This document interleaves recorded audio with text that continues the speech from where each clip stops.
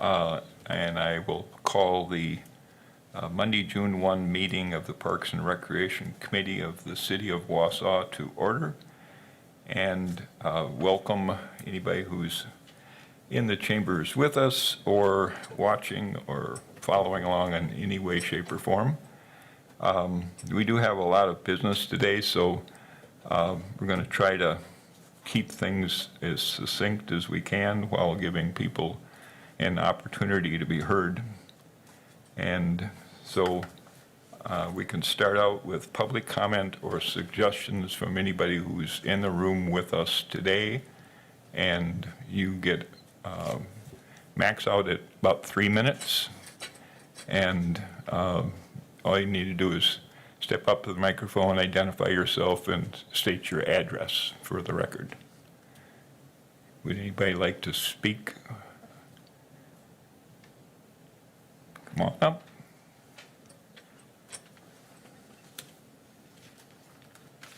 Hello, my name is Isabel Crollo, and I'm here on behalf of the Wausau Pools. And my address is 1224 South 11th Avenue. Go ahead. Okay, so I started working for the pools when I had just turned 14. This would be my 5th summer working for the pools, and I've grown a ton of cool friends, met amazing people, and I love working for the pools. And I'm on here with my coworker and friend, Lainey Heinrichs, and we just kind of wanted to talk about a few things that we have learned while working at the pools and how we can implement them into the situation this summer. So the first day that I started working for the pools, the biggest thing that we were taught was how important the safety of our patrons as well as cleaning is at the pools. And we all get scheduled to work an hour later so that we clean after the pools, and we make sure that the bathrooms are clean, we make sure everything is clean, chairs, everything.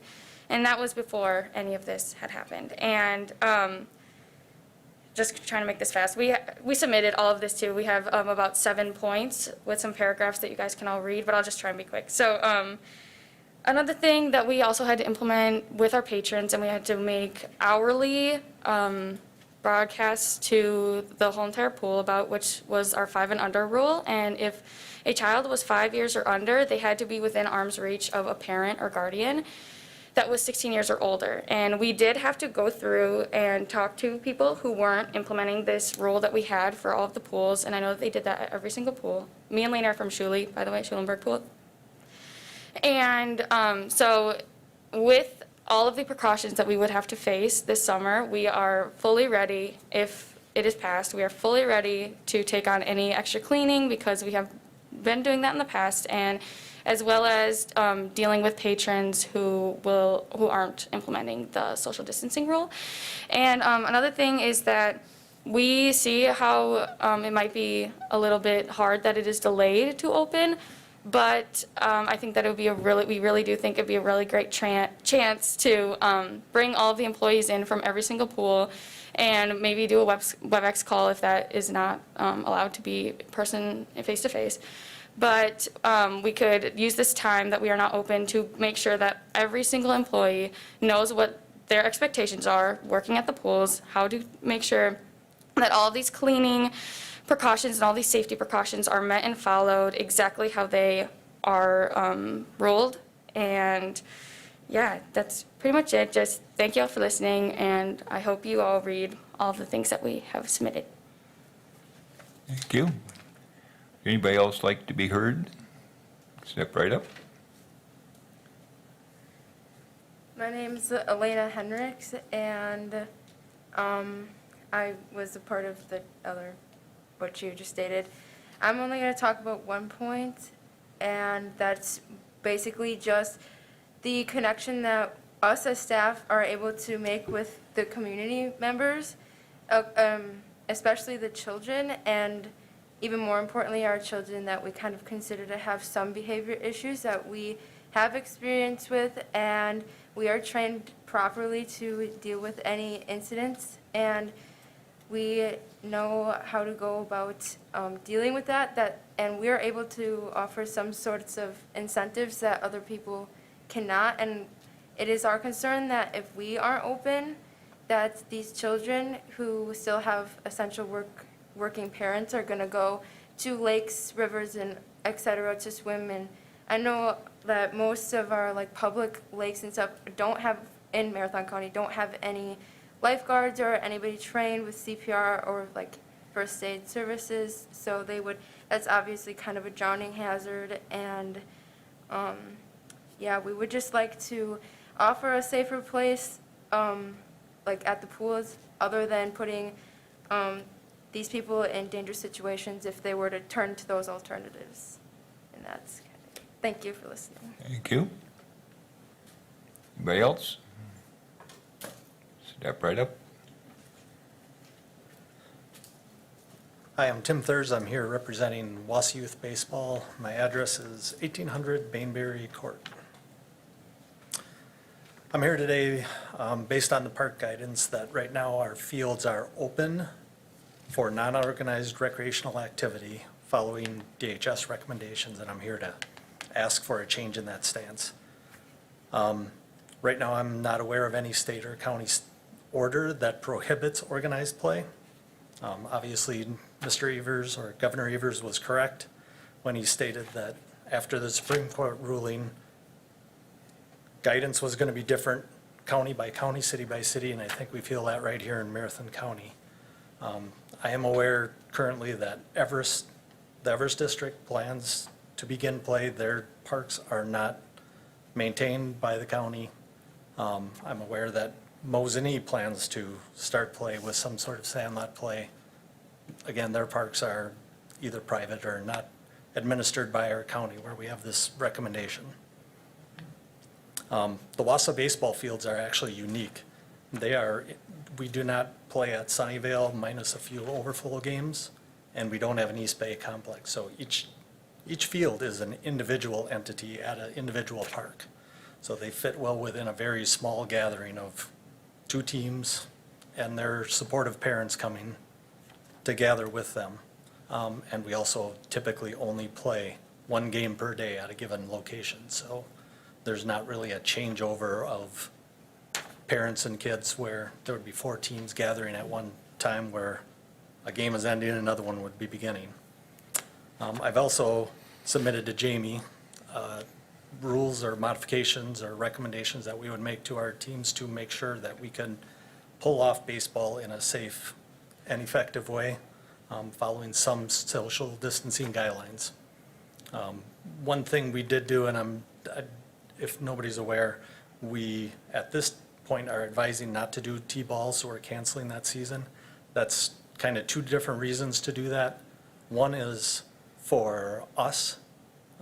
We know that the coaches at that level typically show kids how to hold the bat, show kids how to hold the ball. There's some physical contact that happens at that level.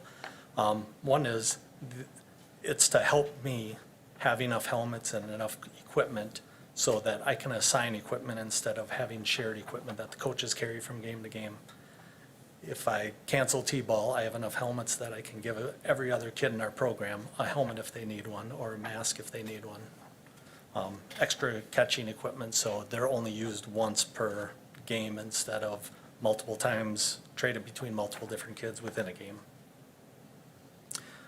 We also, regardless of whether we change this guideline or not, we also wouldn't start play immediately or run into this haphazardly. We still need time to organize these over 600 kids to play baseball or softball, so we intend not to play until July 6th. It is what we believe the very last day that we could start and actually conduct a season without running into other fall sports. The coordination with soccer, we've always had a good relationship with them. We believe that the kids should be able to have the opportunity to play multiple sports. So we've always tried not to conflict as much as possible. And this date would allow us to do that and still not conflict. In addition, or in conclusion, I'm really only asking to coordinate play. The parents of Wausau Youth Baseball and Softball have registered, and at this point I have over 600 registrations. I was mentioning to Jamie earlier, I've had less than 10 people cancel and say, we don't believe this can be done safely. On the other side, since May, I've had more than 10 people say, can I still register? So the parents with the most at risk are the ones that are saying, they think we can do this and they think we can play. I thank you for your time, and any Thank you. questions, let me know. Very good. Yes, ma'am, come on up.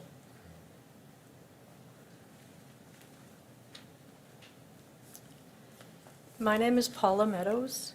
I live at 1302 Madison Street here in Wausau, and I'm a grandmother. And I have been born and raised here in Wausau, and after I graduated from high school, I enlisted in the Air Force. So I'm also a veteran. After being away, I returned to Wausau, and one of the reasons was that I wanted my kids to be in the Wausau school system because I felt it was a good school system. So I've been back about 28 years now. So I'm a full-time resident and taxpayer. And currently, I'm unemployed. I'm an employee at Colby & Colby, and they have furloughed all of their part-time employees. So I am here mainly on the issue of the pools and opening the pools.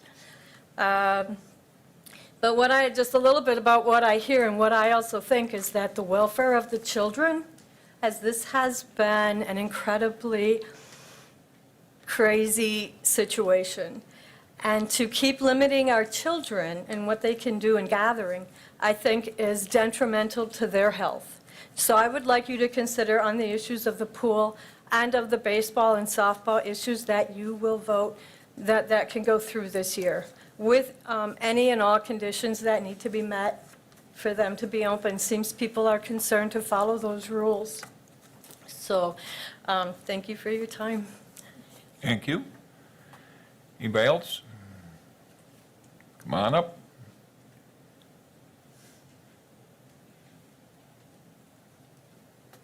My name's Rebecca Dow. I live at 212 South Fifth.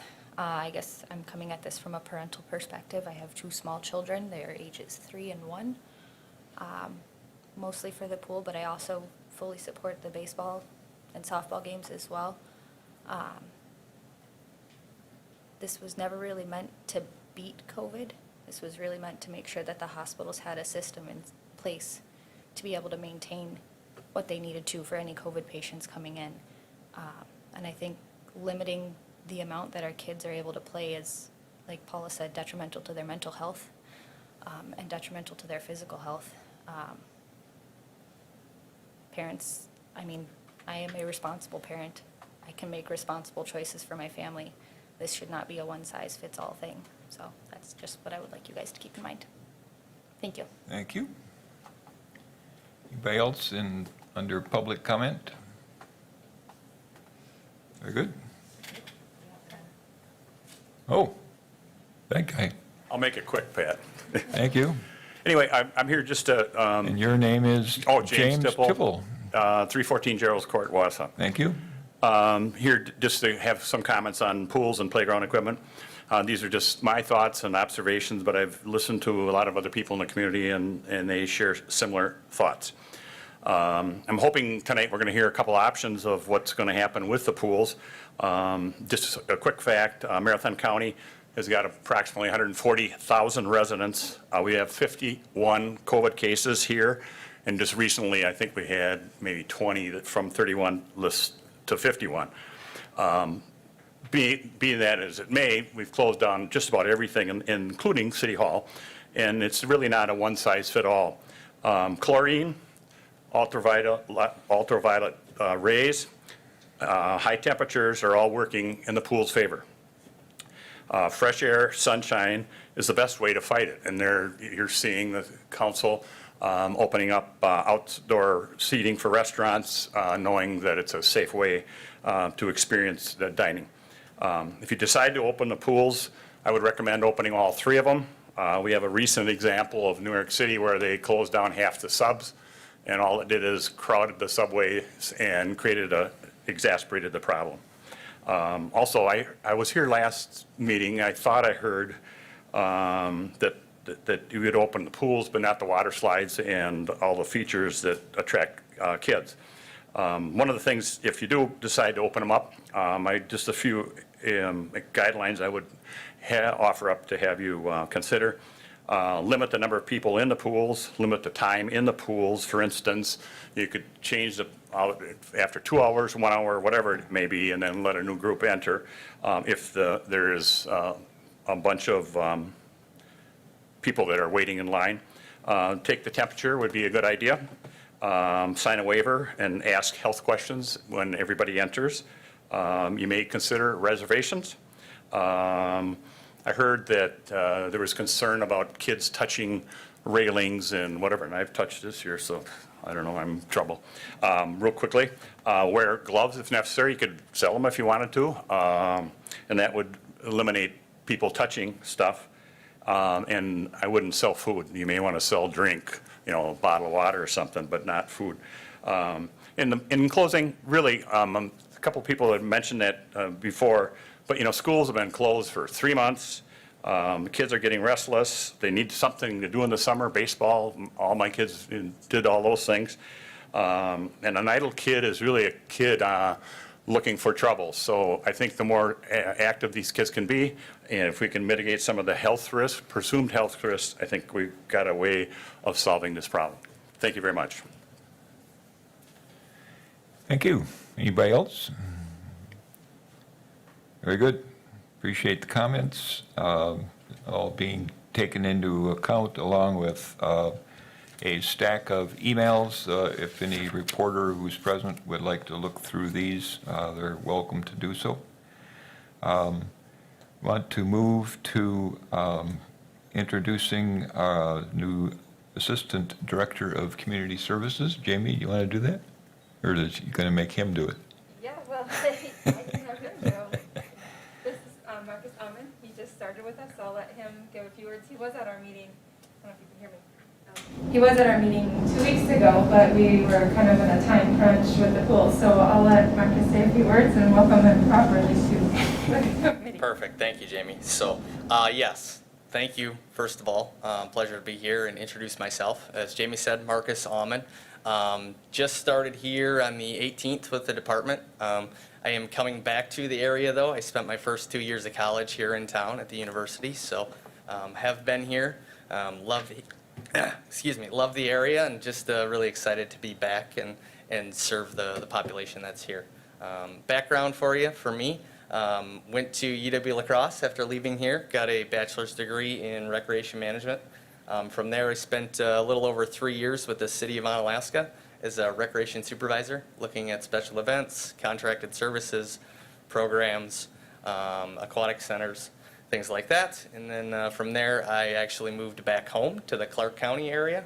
I worked for that department in the forestry and parks and was doing all the supervision of their recs. So anything from campgrounds to trails to customer service, stuff like that. So I got a wide variety of experience that I think fits in really well with the department. And the 2 weeks so far have been absolutely wonderful. We've been swimming a little bit, just trying to keep up with all the stuff. And looking forward to my new role here and dealing with the community services, special events, aquatic centers, anything really community-based that I can help and provide some insight to.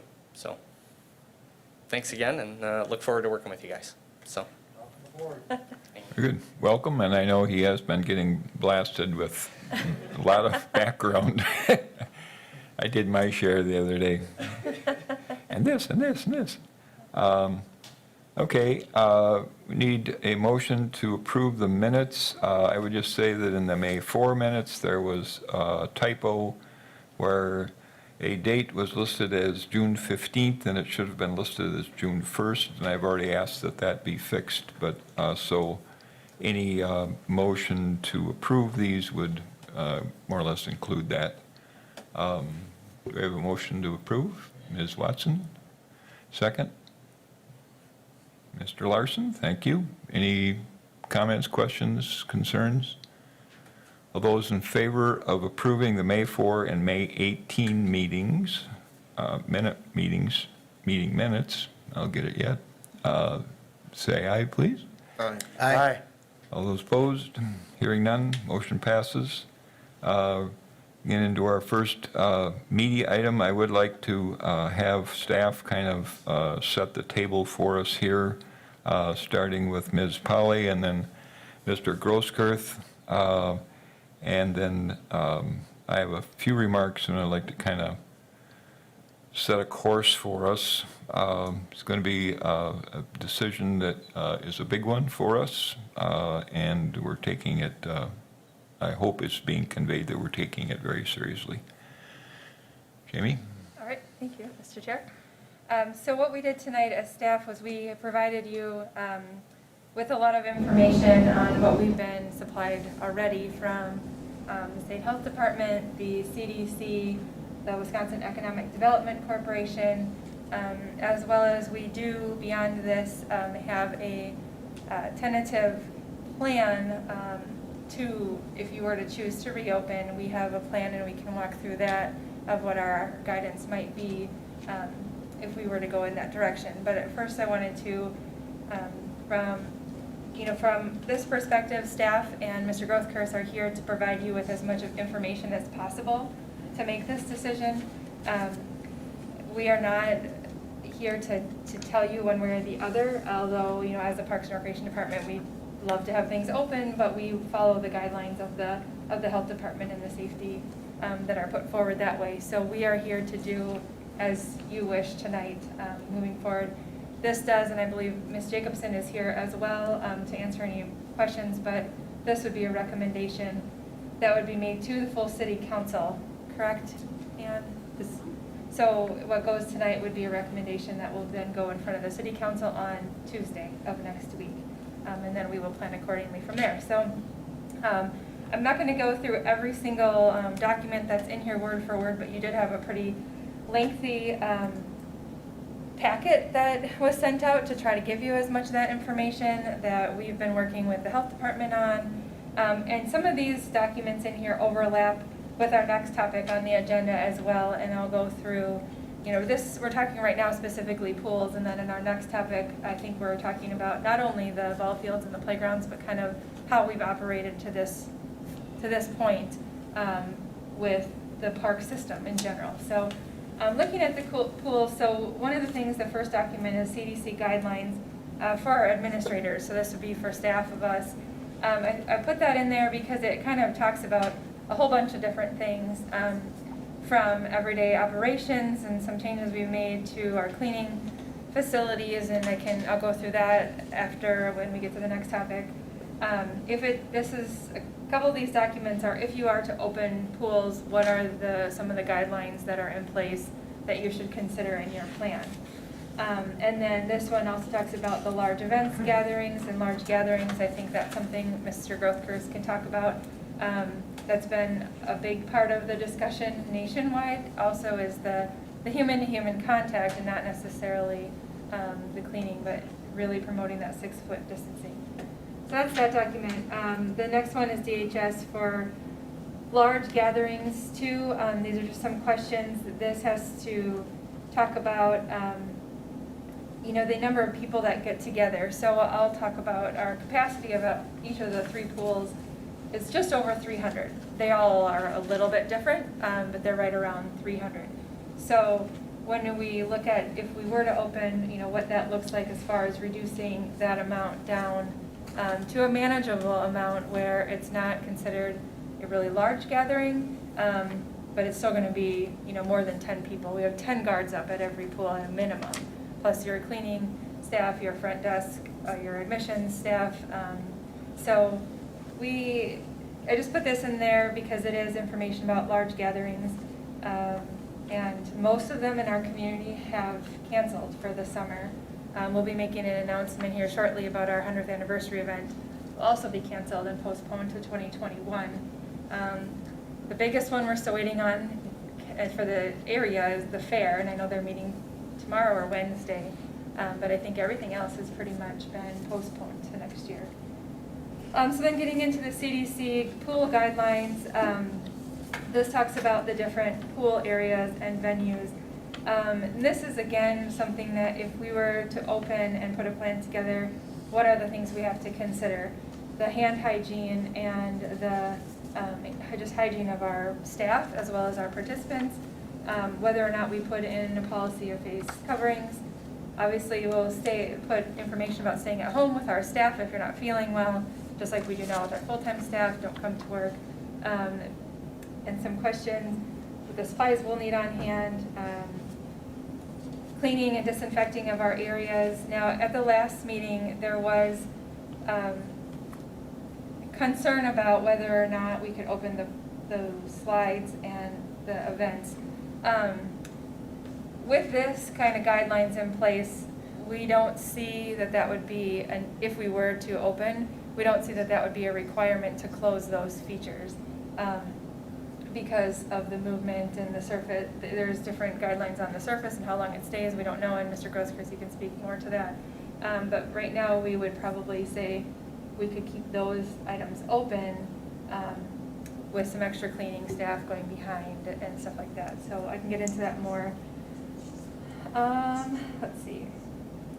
Just to interrupt real quickly, one of the recommendations was that like one child at a time in the, on the slide or the equipment. Would that be something you would recommend if we did open it up?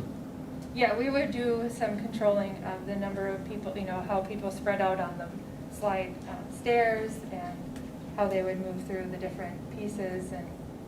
So kid B couldn't go down the slide until kid A was out of the pool, out of the.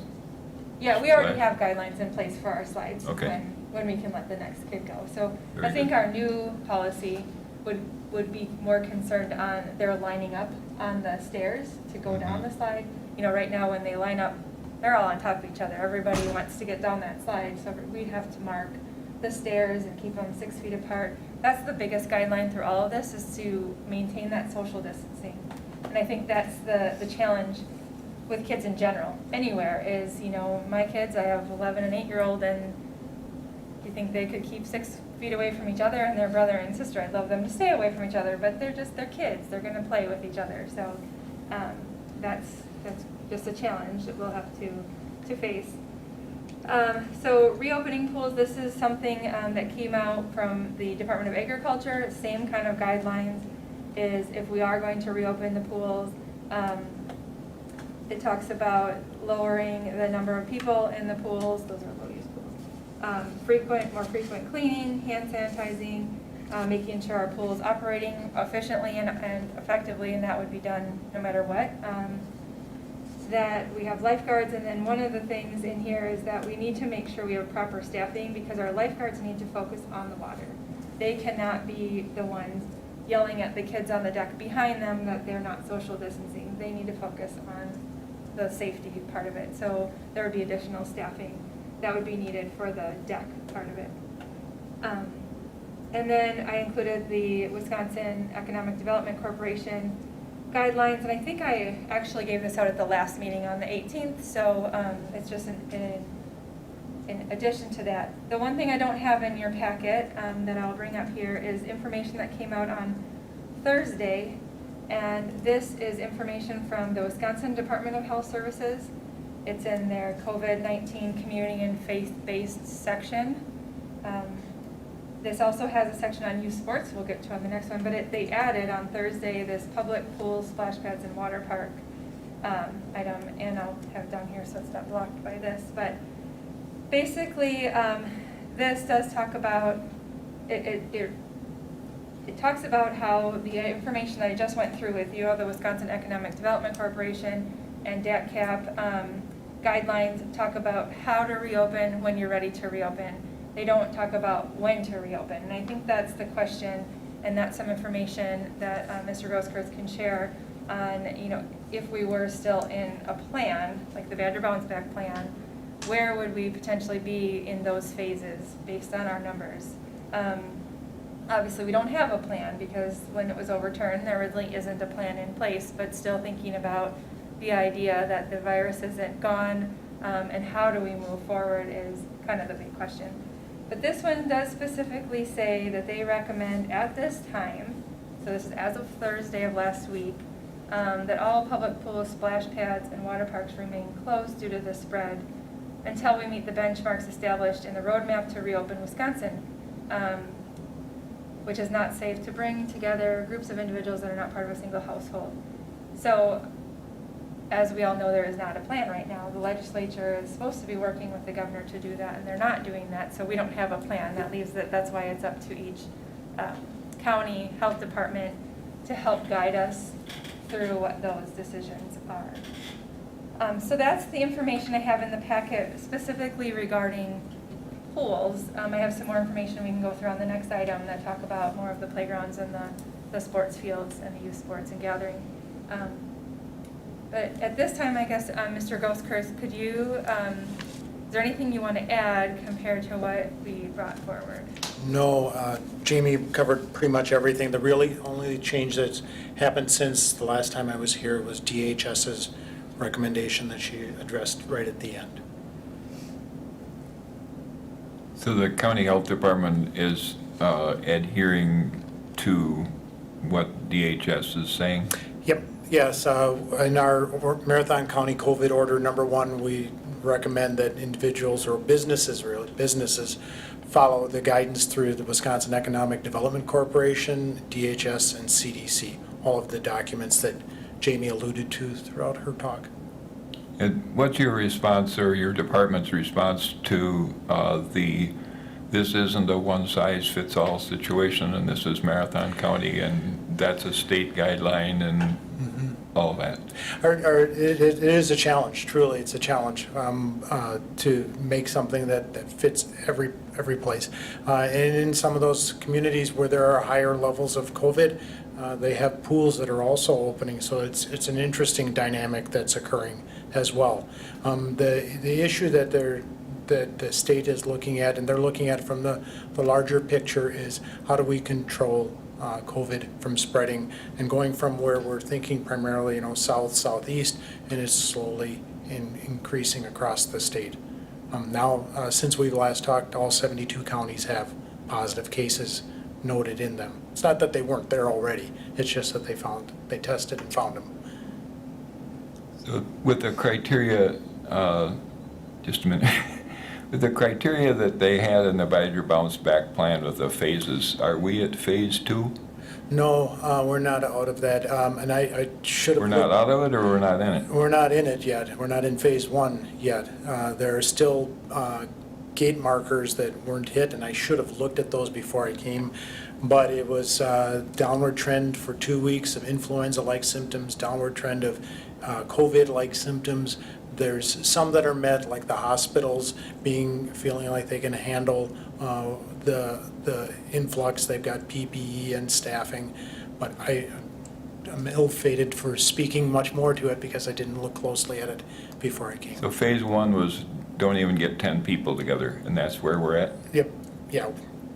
Prior to phase 1, we're still at gatherings not to exceed 10 people. Yeah, right. Do you have any sense of whether we're going to, I think I asked you at the last yes. meeting.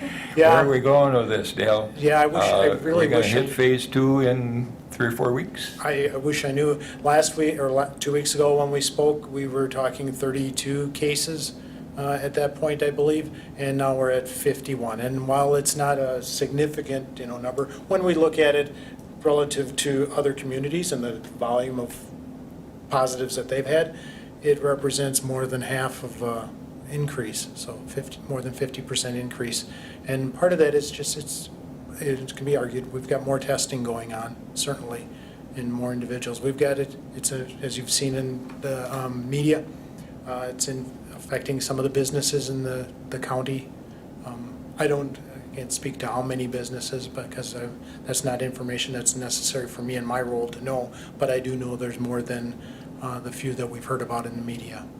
Have you dug around? I tried to find it online, and all I was finding is graphs and stuff that weren't getting it done for me. But the downward trend in percentage of positives in the people who are tested, is that steady downward? I just don't know. I didn't look at that before I came to see where that's bounced around.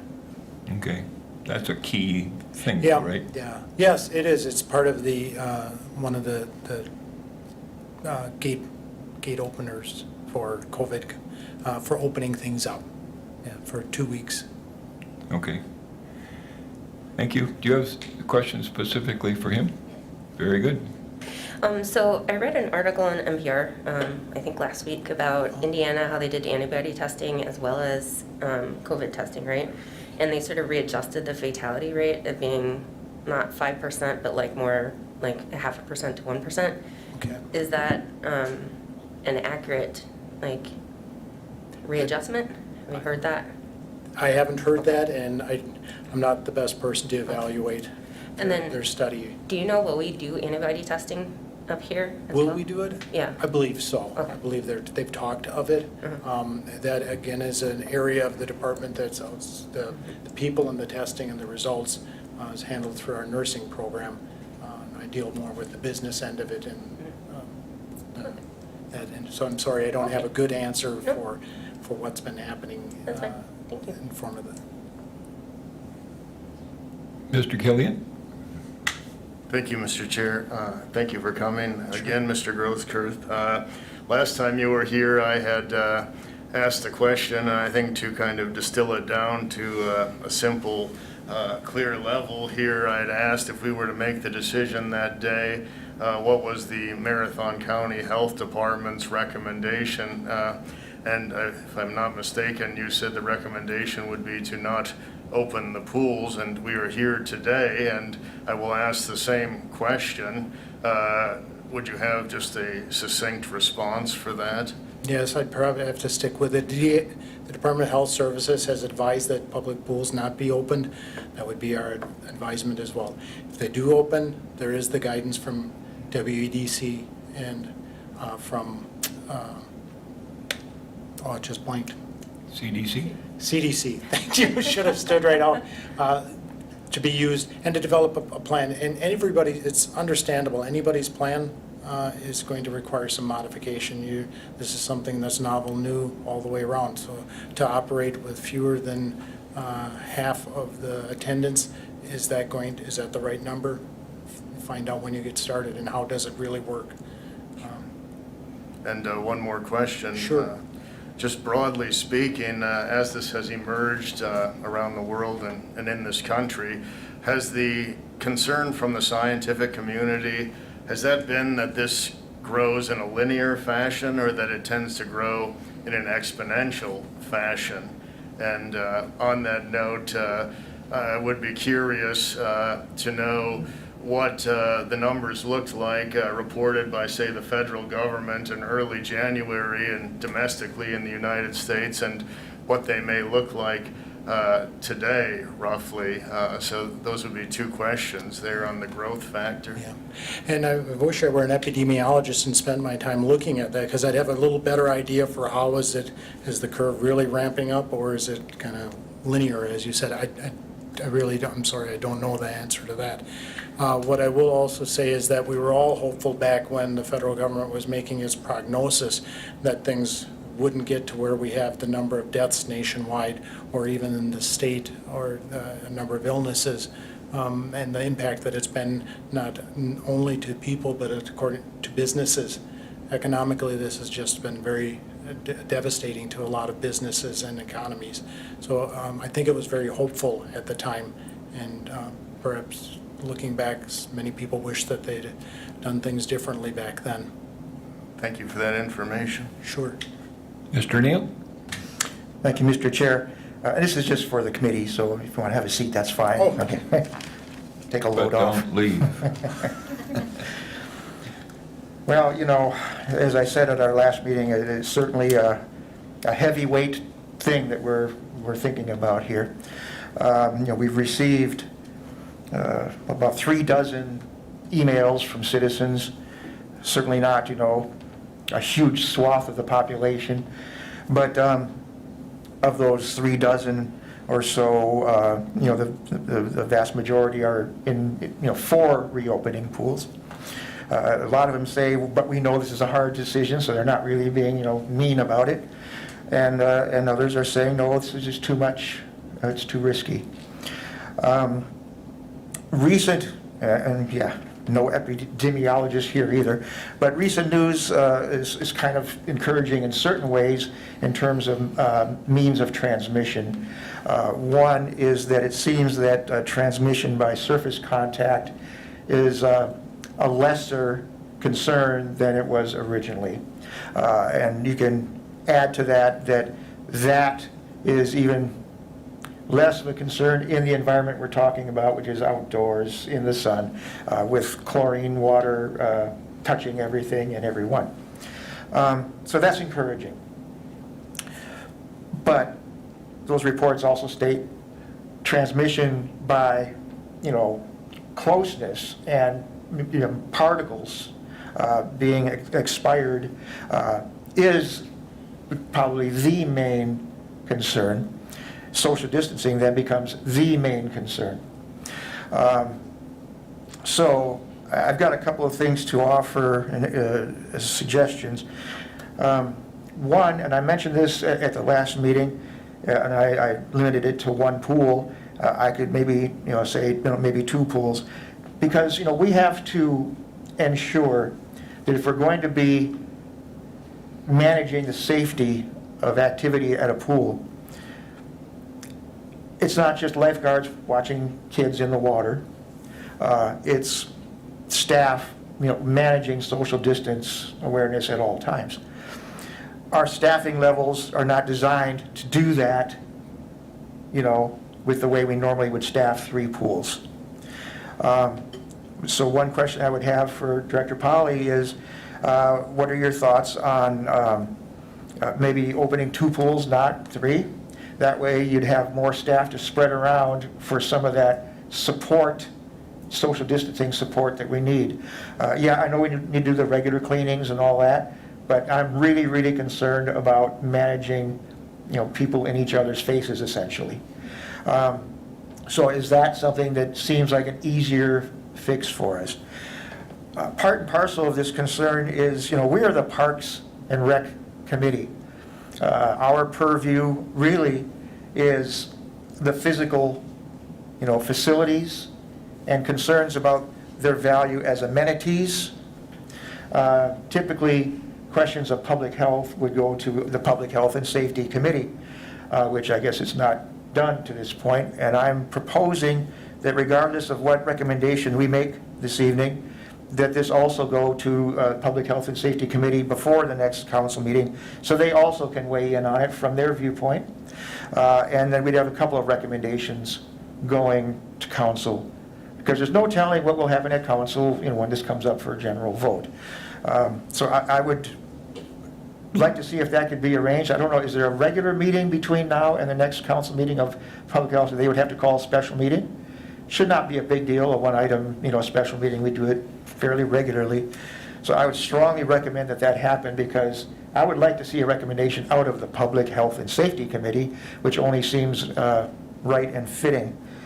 So there is that. I could interrupt. Are you thinking just them or a joint meeting with this committee? No, just them, I think. Okay. Keep it neat, keep it simple. I mean, we've had our discussions and we have our recommendation. That'll be on record. There's no need for us to probably, be redundant.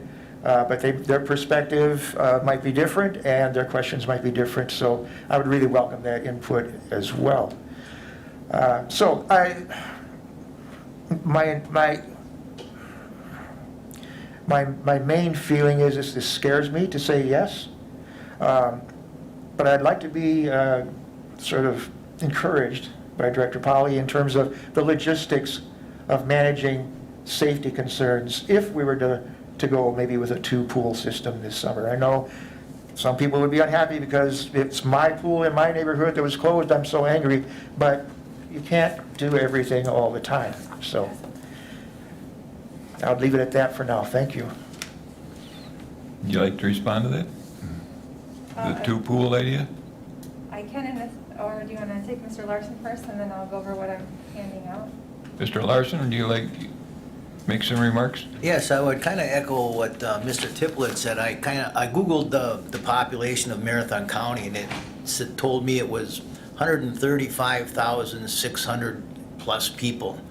And as of Saturday, I believe we had 51 cases of COVID and 1 death in Marathon County. And that is over a 10-week period, I would like to say. So,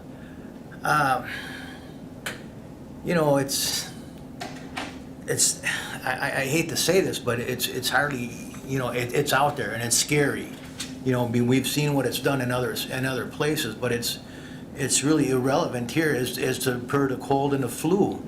And I have been represented or been elected to this chair to represent the people of my district. And my district people have overwhelmingly, but not unanimously, want the pools open this year. I have 2 constituents in the audience, and they want their pools open. No matter if we got to take the extra precautions to do it, then let's do it. But I truly believe that what one lady had said, that it's the mental health of these families and our children. And one important thing here too is a lot of the emails said, let us decide as parents what's good for our children and what's not good. You know, I was walking through Marathon Park the other day, and it gave me joy to see a family get out of their car and go play on the playground. You know, I as a representative of the people of District 10, I'm going to vote to open the pools. Mr. Killian? Thank you, Mr. Chair. You know, I'd just like to say a few things, given this is such an important topic. And the first thing I'd like to do is thank all of the citizens, both here today and all of the submissions online. I know I got a lot, and so thank you very much for your opinion and your advocacy. This is a novel virus, and we've been thrust into a novel situation. And one thing we've gained as a community and a government and everything else is a lot of troubles and challenges that I think no one anticipated nor desired. So we've gained some of those negative things. One thing we should not lose during a pandemic or any other time is the voice of the people, and I would agree with Alder Larson on that point. In fact, 99.9% of the time I would be on that page. I think it's very important that there is a bottom-up governance, and that's what keeps it legitimate. However, in this circumstance, and I'm not one, I think as this committee knows and as the public knows, simply to parrot a state narrative, and by that I mean the government. And I do have concerns about some national and international models and figures. But what I do not have currently is an alternative set of comprehensive data for me to safely challenge the recommendations that are coming down from particular government entities. And what I'm being told as a representative essentially from those entities is that the decision I make here this evening, there is no margin of error, essentially, that if I make a decision, the consequence of being incorrect is serious illness or death for some of my constituents or other citizens. Therefore, this is not that I agree or disagree with any particular person or any position that person may hold. This, what has informed my position has been circumstantial necessity and the necessity of circumstance. And therefore, I simply cannot support opening the Wausau pools currently. And it's very difficult for me, and I do sympathize with the people and the community, and it is because of the recommendations that are coming down from health organizations. And in the past, I had a rather epic struggle with certain health entities from the government because I felt their recommendations historically had not been protective. So I'm not going to cut them off at the knees today because they are telling me in good faith that there is a potential and serious risk with also an exponential growth factor. So I'm making a motion to not open Wausau pools this season. We usually do a positive motion, so if it would be amenable to you, you could move to approve and open the pools, and then if you don't want to do that, you can vote no. Well, I could, Motion to close? I could make an affirmative motion to have them closed for the season, Mr. Chair, is that correct? Very good. That's I acceptable. think that'd be Is more there a- representative. Is there a second to that one? Is there a second to the motion from Mr. Killian to close the pools? I don't know that we even need the second, because if we just go ahead and vote, when we eventually do on the, what's before us, then it'll be a yes or a no, and it'll go either which way, so we don't really need to have a separate motion, I'd say. I think we do. Well, if we're voting to open them or not, that's the same as voting to not open them or to. It's the same thing. So even without a second, if there's no second to his motion, the vote will still happen, and the people will still vote, so. If there's no second to a motion, the vote won't happen. Right, but the original would still be actionable. And do you want to speak at all to that? Item 5. Obviously, we're going to have to vote on this, but it's just a matter of the form in which that takes. I think I understand what Alder Neal is trying to say because of the way the agenda's worded. If he doesn't get a second on his motion, or Alder Killian's motion doesn't get a second, then someone else may make a motion to open them, and you're going to vote on it eventually anyway, but we don't know if that motion's going to come, and I'm of the opinion that a motion does require a second before you can discuss it. So if it fails for lack of a second, maybe someone else will come forward with another motion. If no one does, you wouldn't be voting on anything. So nothing's guaranteed. But I do think it requires a second. Thank you, Ms. City Attorney and Parliamentarian. Ms. Watson, do you have a second, or you just want to speak? Yeah, I had a couple questions before I actually seconded or moved for anything for Jamie. So, no, I don't want to second it at this point. We need a second before we can talk, or it needs to die. You need a motion and a second to go one way or the other. Okay. We don't have a second to Mr. Killian's motion. Is there another motion for action on this? Mr. Larson? I would make a motion to open the pools for this season. Very good. Is there a second to opening the pools? For sake of discussion, I will second. Very good. And Ms. Watson can now speak. That's great. Okay. Last week, or last time we got together, Jamie, you talked that if we closed the pools, it would be about over $300,000 in savings. Is that correct? Yes. Okay. That was, the 300,000 actually was department-wide, so I misspoke a little bit last week. That 300,000 also includes like our seasonal staff that works at other places that we're not doing. So really, the savings of the pool is just under 200,000 because of the fact we have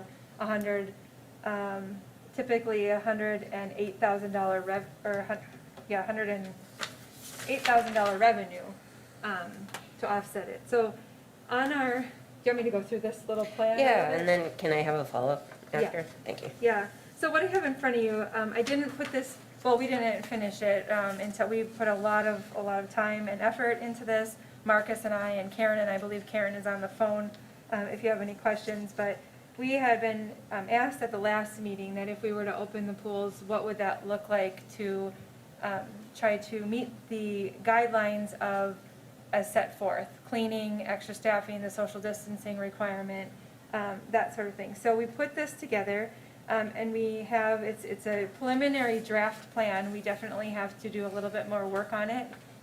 This is a proposal, just like before, that the pools wouldn't open until July 1st, because we need to fill them, get them clean, get them ready, and do that. Plus, we need some staff training to get them all on board. We also have in here that we would do additional staff training to talk to them about the safety precautions of the 6-foot distancing, the hygiene, the masks, all that stuff. So going through it really quick, this is a staffing plan.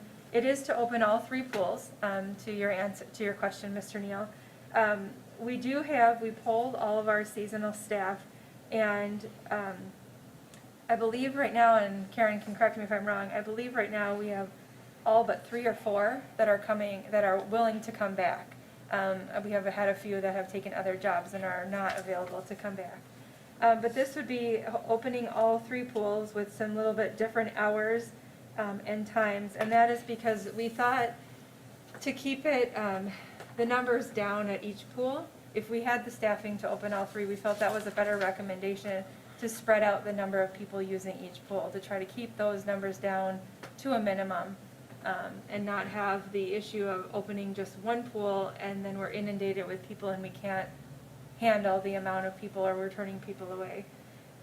This would be we have 7 guards up.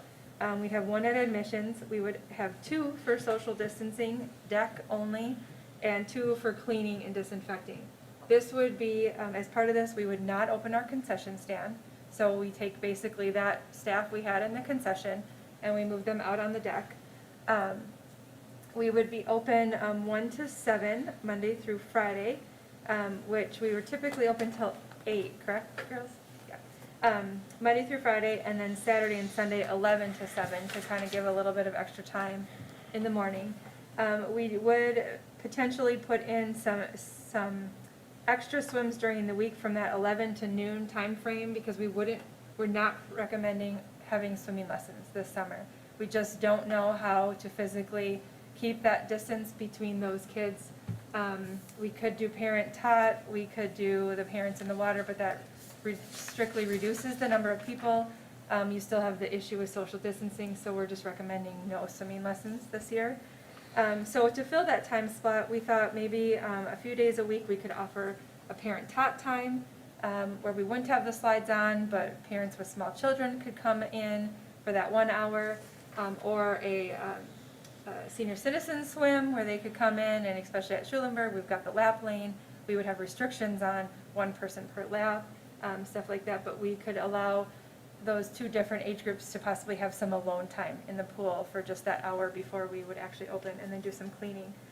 We would reduce our capacities by 1/3. So you see on here our current capacity for Kaiser is 354. We would put that down to 125.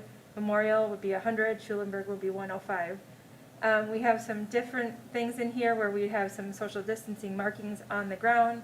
We'd have our 2 social distance staff monitoring all of those kids as they're lining up for the slide, as they're on the deck. We would remove some of our deck furniture and mark out social distancing kind of squares or circles on the grass and on the deck where we could do that. We've got diagrams of all the pools so we can map that out. We would try to do some reduced collection of fees at the window. We're still working on that. That's going to be a point in progress. And put some plastic shields up. Let's see, guard chairs. Safety equipment and staffing of new cleaning. We'd have some staggered breaks scheduled. So that's something we have to train our staff on, is our new way of, not everybody will be allowed to be in the guard room at one time. They're going to have to maintain that social distancing also. So spreading out our guards, staggering our shifts a little bit that way. One thing that we would like to do is try to form teams of guards so that the same group of guards is always working together, if at all possible, because they have then that same group and you're not constantly bringing new people into the group. Now, everybody's schedule changes, so we have to work on that. That will be something we have to really work on. And then we talk about our patron controls. We're going to keep the locker rooms to try to get them to bathroom use only, so we can eliminate the amount of area we have to clean and the amount of social gathering in the locker rooms. Partition off some of our shade structures outside to separate the groups more. Showers wouldn't be available. We would ask people to come to swim and then leave in their suits. It's just to reduce the amount of crowding in the locker rooms.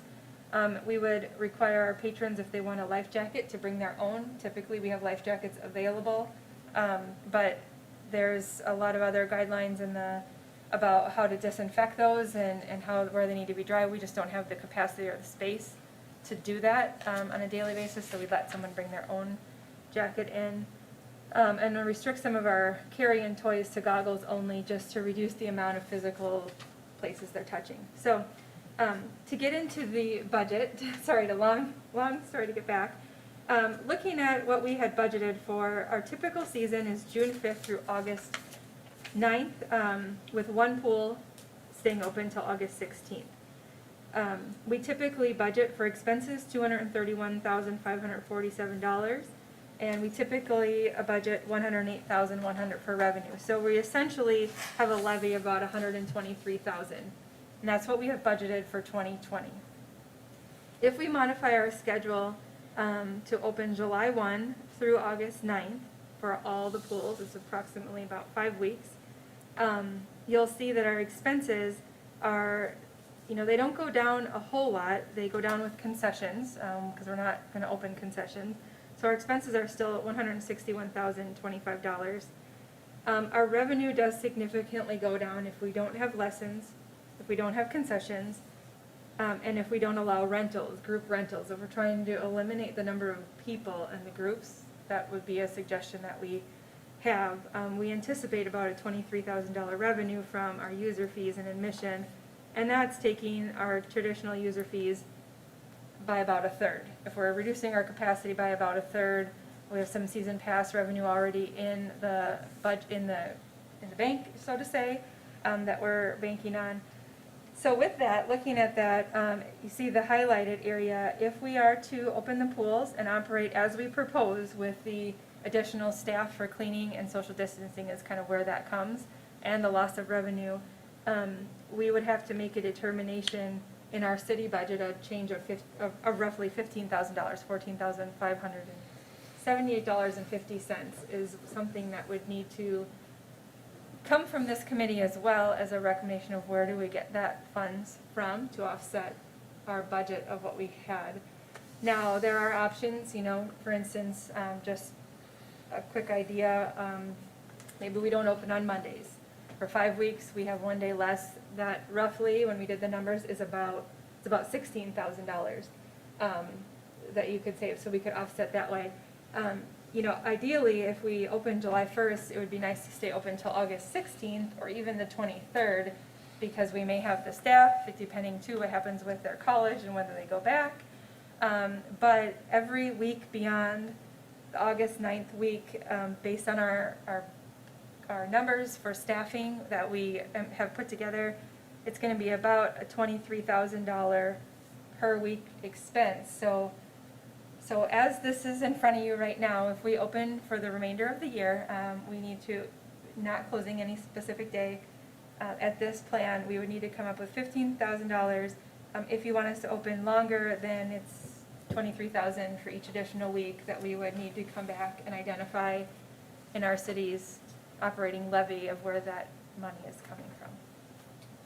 Well, do you have follow-up? Sorry, she had a follow-up. I guess my question was, like, with the savings, if we didn't open, what other kind of activities or enhancements could you make to the existing, recreational areas that we have? Like, could you add playground equipment or add features to the water, the pools that are, when they're shut down, that'd be a great time for construction? Like, or are there other alternatives that money could go to for recreation? I think that would be a good question that I would have to run past our city finance director, because it was specifically budgeted for labor or supplies for the pool along with the revenue. So if we were going to take those budgeted dollars and reallocate them, I think that would be a council decision. But we don't necessarily have any projects for the pools per se, because they're all fairly new. We already have some budgeting money for the little things we do there. There are definitely, we're replacing playgrounds, and we're doing some other things throughout the city with other funds that we have. If there was something identified, we could probably find it, but that would be a conversation you'd probably have to determine whether you want to reallocate that. And I don't know if our city finance director is looking at any type of budget restraints either for the city coming forward. Do we have to look at our budget? That's going to come out, I think, more is where does the city budget look like at the end of the year, and then is each department going to be asked to cut. I haven't received that direction yet. We got a survey this afternoon that we're supposed to take as to kind of where we're at. We took a similar survey on the county side, and I know the county has already come out that we have to look at a significant reduction in our budget. So I guess that would be a question more for the council, is if you have cost savings, does it go to help offset where your overall general levy is shortfalling this year? Okay, thank you. Thank you, Mr. Neal, and then I would like Mr. to, Killian has something too. pardon? Yes, I believe I'm in the queue, sir. Okay. Okay, thank you, Mr. Chair. Just for clarity, coming into tonight's meeting, it's kind of like one of those rare situations where I don't come in with, knowing how I'm going to vote on something, because I've thought about it a lot and I've read on it and I've, gotten input and I feel pretty confident and comfortable. I came into this meeting still really not knowing how I'm going to vote. But for clarity, back to Alder Larson's comment about letting parents decide, what's good for their kids. There's two really important things that we have to keep in mind. We've heard, sure, that if kids do contract the COVID virus, that they tend to be very resilient and get out of it, without too much trouble. Maybe a bit of a cold, bit of a flu. We've also, though, seen recently, and Mr. Killian made mention of this at our last meeting, the emergence of a new COVID-related syndrome similar to Kawasaki's disease, which is very, very dangerous for children, life-threatening, dangerous, and it's popped up in more than one location across the country. Now, when you're talking about parents saying what's safe or good for their kids, we have to keep in mind transmission by vector means that any kid who got sprayed on at the pool and thereby infected and went home with no symptoms can then go and infect anybody. You, their grandma or grandpa, somebody at the store, somebody at the park, anywhere they go, they can become a vector. So this mindset of, I'll be in charge of what's good for my kids should not be our number one concern. That's how parents feel, but we're here, to help overlook the safety of our city. So how I might feel personally about, I'll take care of my kid, that doesn't cut it, because my kid could infect 10 other people in your family or outside of your family. This is an important consideration to keep in mind. That's why the only way I can really feel comfortable about voting yes to open is to have ample distance coverage at the pools. This is why I don't want to have 3 pools open at once. With available staffing, I would rather have maybe 2 pools and take that staff, and now you've increased staffing by roughly 50%. To have more people on hand. Those lifeguards at the closed pool for that, and this could be a rotational basis. Doesn't mean permanently close one of the pools. It could be just rotate them, round robin, okay? There's always 2 open. The lifeguards that are now off duty at the closed pool can now be on duty, for social distance and disinfecting work. Why not? This, when you think, I'm looking at the numbers here, Kaiser Pool, 125 possibly kids, mostly kids, at one time in the pool. And you got 2 people managing 125 kids. That's like herding cats. And it's a dire responsibility. It's not fun. They have to maintain social distancing from a public safety standpoint. This is really important. And if I don't feel good that we can effectively maintain that element of control, then I think we're being kind of cavalier in saying, open the pools. And I feel that really strongly. I think we should all take that very, very much to heart. This is not an easy decision. One of our emails says, oh, you're saying this is a hard decision. It's not hard, just open the pools. No, it is a hard decision. It's a serious one, and we should take it that way. So I'm really interested in what I'm proposing is a rotational basis, have one pool closed at all times, but that doesn't have to be the same pool, and spread that staffing around, because if I could feel better about our ability to manage social distancing so that these young people, their responsibility isn't keeping an eye on 70 or 80 kids. That's their job, hour after hour. And, really sorry if they miss one. It's important. So I really support this idea, and I do hope this also does go to public health and safety, because I want them to think about it too. Would you like to make a motion to that effect, Mr. Neal? I would move to amend the proposal to go ahead with opening 2 of 3 pools at any given time. All 3 pools can be opened at some time during the summer, but on a rotational basis, so no more than 2 pools are open at once, and available staffing then is divided up to the 2 operating pools so that they can add their staffing to ensure social distancing and to some degree the disinfecting and everything, but I'm really concerned about managing what those kids are up to and keeping an eye on them and keeping them apart. Very good. Is there a second to Mr. Neal's motion to amend the one that's on the table? Ms. Watson? I second it. Very good. Can I speak?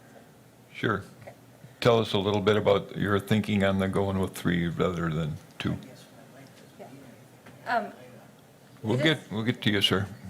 I just want to add, yes, I take everything that you said very seriously, and we could definitely, if that's the direction, is to open 2 instead of 3, we can work on that. I guess from an operating standpoint, I would recommend that we choose 2, and we don't have the third one, just an operation for one.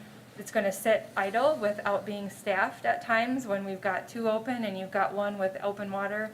The other thing is if we're looking at it all throughout this, watching our budget in conjunction with our staffing, that's 1 less pool that we have to do chemicals for and pick every day. I think from a safety perspective, I would recommend just 2.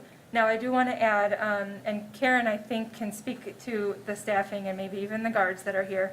I was a lifeguard my whole life as well, and we had her put these pictures in this proposal that are in front of you for a specific reason. When you go to the pool, this one from Channel 7 that they put on there, which was a free swimming day, which I do want to add, we would recommend no free swimming days this summer because we just can't manage the numbers that come on those free swimming days. But this is a pool. People in the pool they're playing with each other. They're splashing. They're close. They're trying to make sure that they are maintaining social distancing at all time will be impossible, especially with kids. No matter how many staff we have there, we will do whatever we can and whatever we think is necessary to try to manage it. But it's to try to keep kids 6 feet apart all day long is going to be very, very difficult. So I just wanted to point that out because I think we can manage the pools, we can put staff there, we can, we've got a good plan in here, we can tweak it. 2 pools would allow more staff to be at those pools. We have a little concern that, our staff likes to get hours. If we have less hours for them, that's maybe a little bit of less revenue or income that they make this summer, but that's a different topic for us to discuss with them. But I want to be very clear that we will not be able to at all times keep everybody 6 feet apart. We will try as hard as we can, but it's going to be hard. Well, to the motion, Mr. Chair, I would bow to Director Pauly's idea that, maintaining 3 at all times is kind of onerous, and let's just do 2, if that's the way this goes. And I'll just throw in that I do feel that, yeah, you can't herd all those cats like perfectly, but that extra staff there, making it clear, we need you to be a part, and they're there, kind of adds that feeling of, uh-oh, there's a cop, I better watch my P's and Q's. So that would probably be a help, not 100%, but it would be a definite increase of effectiveness. So, thank you. Yeah, I would think that if you're going to go to 2, just mothball one of them and give it the summer off. Okay, can we vote on? Point of order. Yes. Speaker sequence has been designated. Okay, but I'm wondering if we could vote on the amendment and then continue. Do you have a comment on the amendment? Yes, I do. Very good, go forth. Yes. And Well, then Mr. Larson, you'll follow, I believe. yes, and I believe several important points were just raised, and there is a facet of Alder Neal's commentary that I strongly agree with and would like to address. But, so, I'll tell you that I do not relish the position of being here to restrict a swimming pool to children. And certainly, my intent was not to save money. And so if my colleagues want to have the pools opened, the question is, how much does it take to make it safe? And whatever that number is, we spend it. Okay, we've got the Marathon County Health Department here. It's because we're in the middle of a pandemic. And if we were to be asking about profit and ROI calculations, we wouldn't have brought the health department, we would have brought Goldman Sachs. So obviously, this is not a financial equation about ROI, this is about health. And earlier it was asked, well, what's the mortality rate? If the antibody tests show 1%, is that possible? I don't know, I haven't seen those numbers, but even at 1%, that's 10% the mortality rate of the seasonal flu. If I'm not mistaken, I don't have those notes in front of me, but I would guess it's about 1/10 of 1%. So let's make data-driven decisions. I don't like closing pools to children. I really don't care how much it costs. If we're going to keep them open, we spend whatever it is to do it safely. We spend millions and tens of millions on elective decadence and affluence, not just in the past administration, but in the administration before it. We spend on affluent development projects and upscale things that market research doesn't really identify as a need. So when it comes down to opening pools for kids, I guess we get out our wallet and we do it right. That would be one thing. Now, the second thing is I just heard that free swimming days would be off. So now we move not just from a risky situation, but to a risky offensive situation, because there's no way I'm going to support making this a class issue where poor and middle-class kids can no longer access the pools. Absolutely not. Who do we serve up here? So one, I want to make it about the safety of the kids, and then it's equality. And it's about time that the kids are the priority. I don't care how much it costs, 100,000, million, 5 million. If we're going to do this, we do it right and we do it equally. Thank you. Can I add one thing, Mr.? Sure. I just want to add one thing to your comment, Mr. Killian, well taken there. So one thing, before we had free days, the last 2 years of the first days we had free days that we offered, but we have a scholarship program that our department offers, that we've always offered actually for anybody that has the free and reduced program and doesn't have the financial means to do any of our programs, including coming to the pools, that we still have available that they can apply for. So that is still available no matter what. Even when we had the free days, it was still available. We didn't expect people who couldn't afford it to come only on those days. They could come anytime. So that is something that I want to just put out there. Has always been available to our pools, is still available, and I don't think would be a hindrance to anybody. It still makes it equal, and if they qualify for it, we do have that there for them. Oh, sure. Go ahead. Just, thank you, Mr. Chair. Following up on Ms. Polly's comment, then I think if we do this, any motion or amended motion should perhaps include loosening those application processes, perhaps so they could be done at the door, just to make it as easy as possible if the free swim days aren't going to be had. I really don't want one kid who's disadvantaged sitting at home thinking that he or she has not been treated equally and cannot go, and hopefully we can do all of this safely if my colleagues are not in favor of keeping them closed. Thank you. I do want to get to Mr. Larson, but if we have attendance limits, attendance caps, can't we just do the free swim and say, first 125 are free? Or is it going to, would it be, there would be 200 kids there and you send 75 away in tears? Looking at our numbers, and I do have them here from our numbers the last year, we have them by day.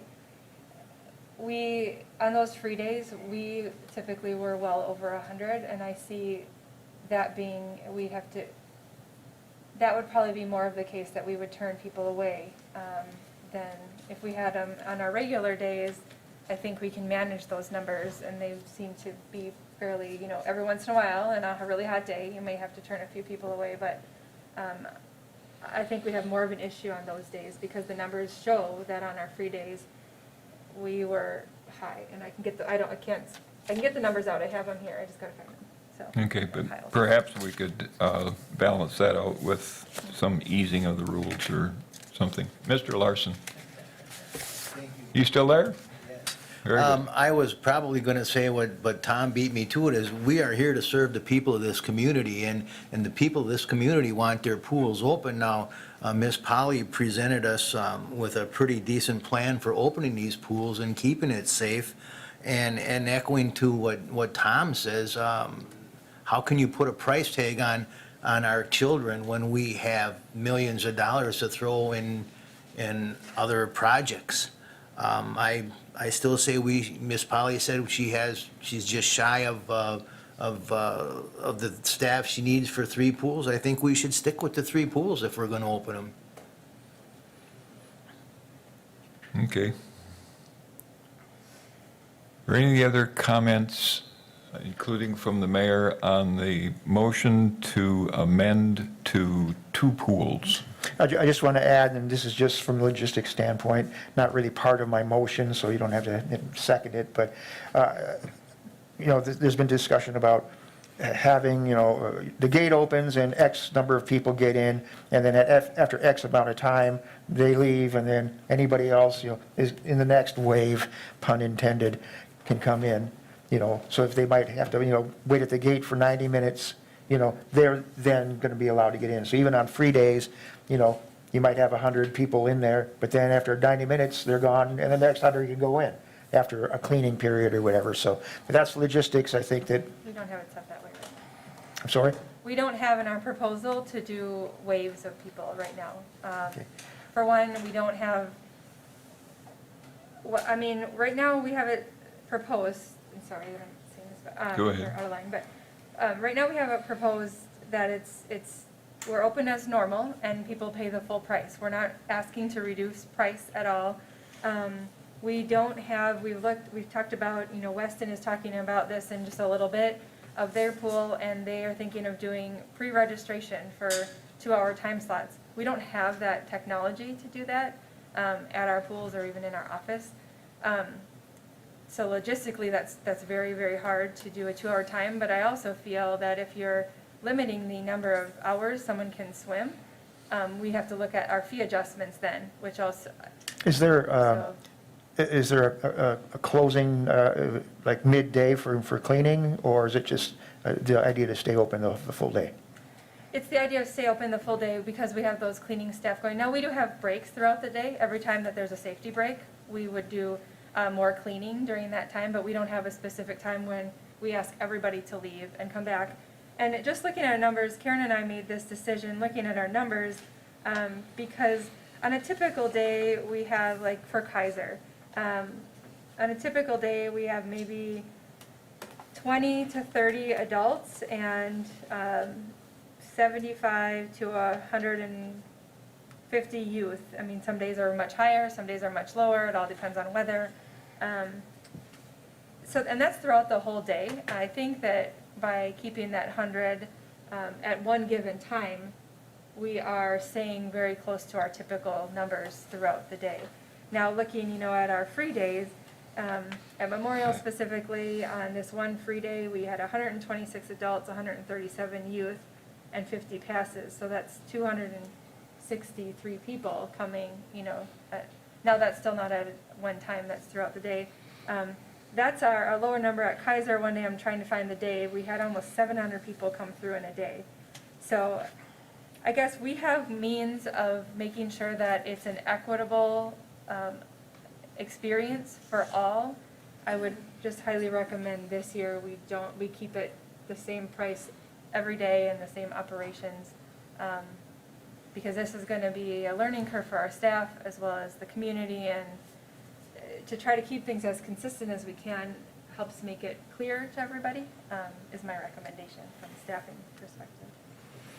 Are we ready to vote on the amendment?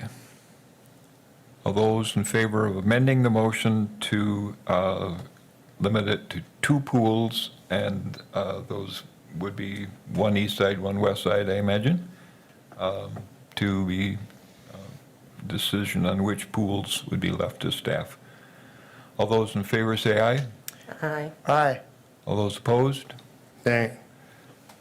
Passes 4-1. I vote for it. Pardon? 3 to 2, I think. Did you vote against the 2? Okay.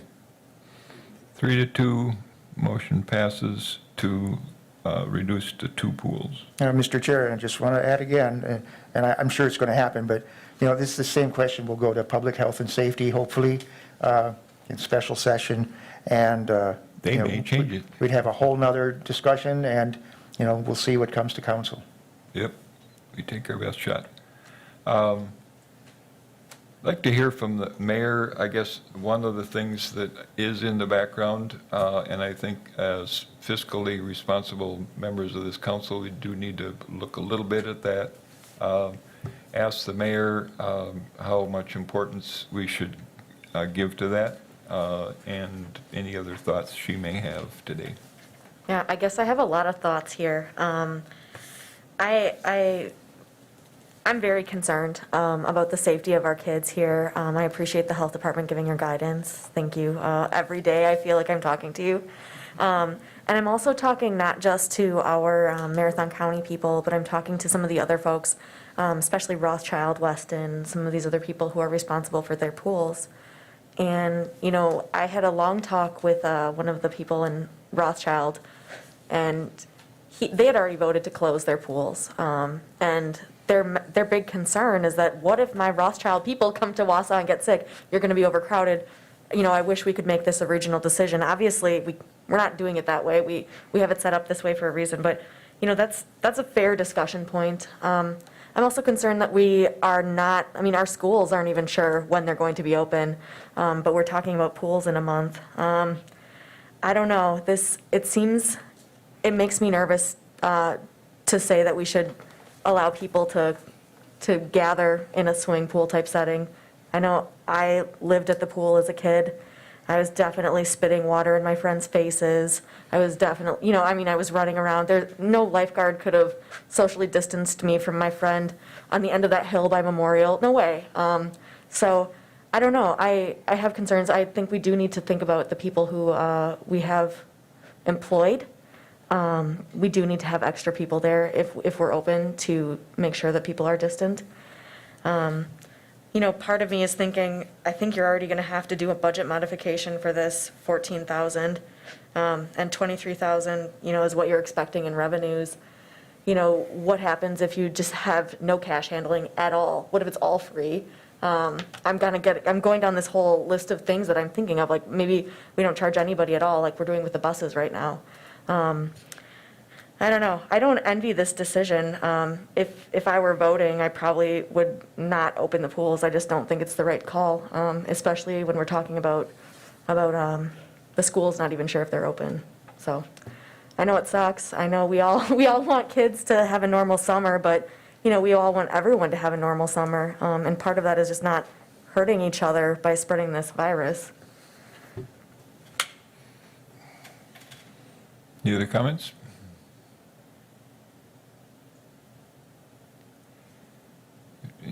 Very quickly, yeah. I had intended not to take additional comments, but if you want to I'm hearing a lot about staffing. come on up, got to be able to hear you.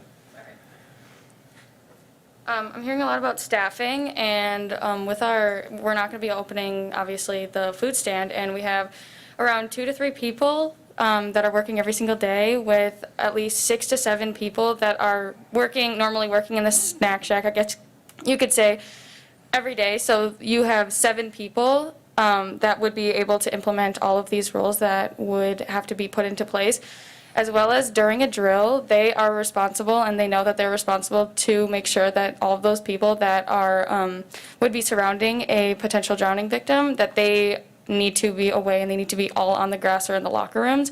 So they know that they need to implement that just as is in a regular season, and they're taught that, and we go through that every single Thursday morning at in-service. So just wanted to say that. Thank you. Thank you. I'm kind of with Mr. Neal on this.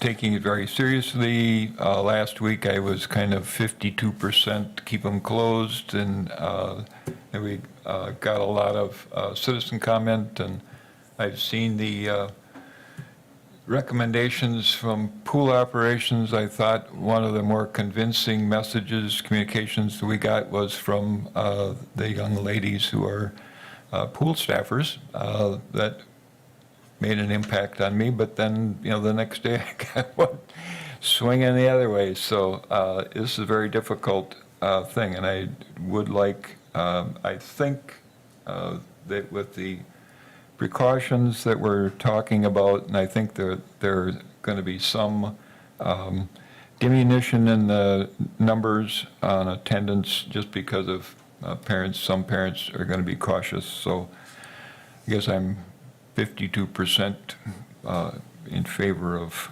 opening them. Are we ready to vote on the main question?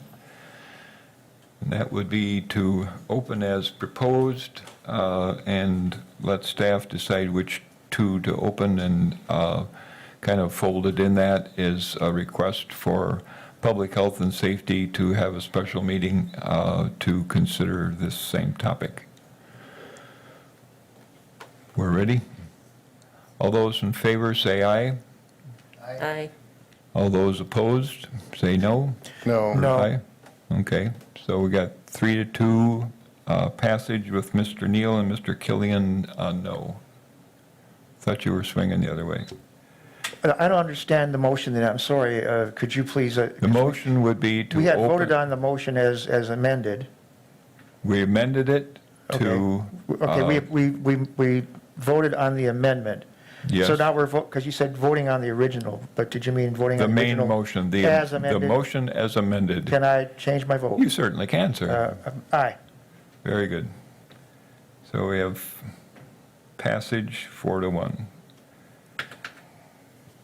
And we will send this to Public Health and Safety. If the committee chair there, she might just say, let's throw it to council and hash it out there, I'm not sure. But we will approach her immediately, see if they can arrange a special meeting, and then council will decide on June 9th, and hopefully get a good resolution. Moving right along, we'll go to playgrounds and sports fields. Do we have a motion on that? Mr. Neal? Move to approve. You're going to approve what? The next item. To We do don't have a question yet. possible action regarding the operation of playgrounds and sports fields. How, To move to approve opening as recommended. to keep them open as we have. Okay. Okay, she needs to tell us what there's some strings on here as far as the organized sports part. Yeah, but I don't think they're really clear on what I mean. Why don't you start us out and then we'll take a motion. So this is on here because right now, so the department has been following the CDC guidelines and Department of Health guidelines for all operations in our parks, city and county. And that was including closing the playgrounds. That's why they were originally closed. That's why the county parks remain closed. It is to keep all the parks open. So a park is open for general use. People can go there, all ball fields, soccer fields, except for those that are scheduled. So the sports complex and Sunnyvale softball complex and athletic park. Those three are not open to the public for general use because they are scheduled facilities. All other sports fields right now are open for general use. They are not right now scheduled for organized play based on the guidance of the CDC and Health Department. And I included in your packet a number of other packets that talk about, for instance, youth sports and the recommendation that there should be no organized sports. At this time, now we do not run those sports, so we do not make the determination whether those sports go. But the guidance that I've been given from the Health Department and the information here that was in conjunction with this is that there was a recommendation that organized sports should not take place. So when I was working through this information was that on the county side, and when I worked with Joan Toyer, our health director, is that we should have our facilities available to the general public. So I can go with my son or my daughter and play catch or kick the ball at any park. There's no restrictions there. But that if we are supporting and following the recommendations as in Order 1, then we would not, I guess, encourage or take any fees from organized sports organizations for them to do activities that would not be recommended. Now, some organizations pay, some don't, and that's a whole different question. So right now, the department is following the recommendations of the health department in all areas, except for when it comes to the city playground. So that is the question. They were originally closed. There was a lot of pushback as to whether or not I had the authority to do that. So Ms. Jacobson can maybe speak to that a little bit. But with that, then a decision was made because of a lot of the background information going back and forth about whether or not I could say city playgrounds are closed. We took the signage down. At that point, we weren't going to say that they were open or closed, but to make sure that people were aware of the risk, we did put a sign up that said the city playgrounds were open, but they are not disinfected, play at your own risk. And that was a discussion that I had with the mayor. Now, it's here tonight in front of you because the guideline recommendations is still that those facilities would remain closed. Our county playgrounds are still technically closed. However, all there are is signs. There's not fencing, there's not tape up at any of those, but from the CDC guidelines and the health department is that those remain closed. So the question before you tonight is, I guess, should the department continue to follow the CDC and the Department of Health guidelines? Or do you want to deviate from those and determine that we keep the signage up in the city playgrounds that says they're open? We don't have an obligation to put signage up. That's a discretionary immunity, I'm going to use a legal term, that we have, that we do not have to sign the playgrounds. Or we could put a sign up that says they are closed to follow the guidelines of the health department. Now, when it comes to sports fields, if you want us to, right now they are open. Our department is just not scheduling them, and we are not grooming them or lining them for the organizations. Now, honestly, and I'm saying this, if baseball wanted to show up at the Diamonds and play and groom them themselves and line them, there's nothing that stops them. Those are public ball fields and they're open for public use. But if there's a group of kids playing or a parent and the son playing, really an organized group should not go and kick them off if they're not scheduled. I mean, there's nobody that has a hierarchy right to the ball fields. Right now they are just open for general use.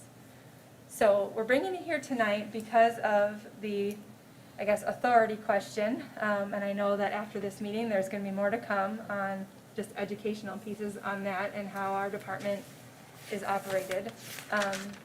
But the question before you tonight is just, I need direction from as a department head, I need direction from this committee and from the council is, should I follow health department guidelines and CDC guidelines when it comes to our park facilities? Is there certain ones you want open and certain ones you don't want open? Is there, I need to know what that direction is because I'm following them on the county side. I've been following them on the city side. The playgrounds is the only one right now that technically we're not following. I think Mr. Neal is ready to refine his motion. Okay, well, I'll retract my motion because it was not really, it had no basis, so I'll let that one go, but I might make one. But, we just voted on something that has a whole lot more bugaboos attached to it maybe than what we're talking about right now. Regardless of where, guidelines might be, looking at, open fields, which have been, people have been saying, well, get out there and enjoy the sun and enjoy the fresh air and be safe, socially distanced, that sort of thing. So you can go out, yes, with your son and play catch. You can go out with your two sons and play, catch and hit, whatever. And perhaps, the neighbor kids can come along and now you can have 4 on the field and, play, pitcher's hand or something. Maybe these are arcane terms that aren't used anymore. I don't know. But, when I talked about herding cats in a swimming pool, I feel a whole lot easier about a baseball coach with, kids and say, you sit there, you sit there, and you sit there. Okay, now go out in the field, and now, hey, none of that, and it's a lot more one-on-one and a lot more manageable, seems to me, in terms of our organized sports. So if I'm going to make a motion, I would make a motion that I'm for having the parks open. I think if we say the parks aren't open, we'll probably have open revolution. And I would add to that I support the organized sports aspect because I think it is manageable. And guidelines from the Parks Department to those involved in the organized sports, I think can be very clearly communicated, and we can have, baseball or soccer in a manageable situation. So if that's a motion, that's how I would word it.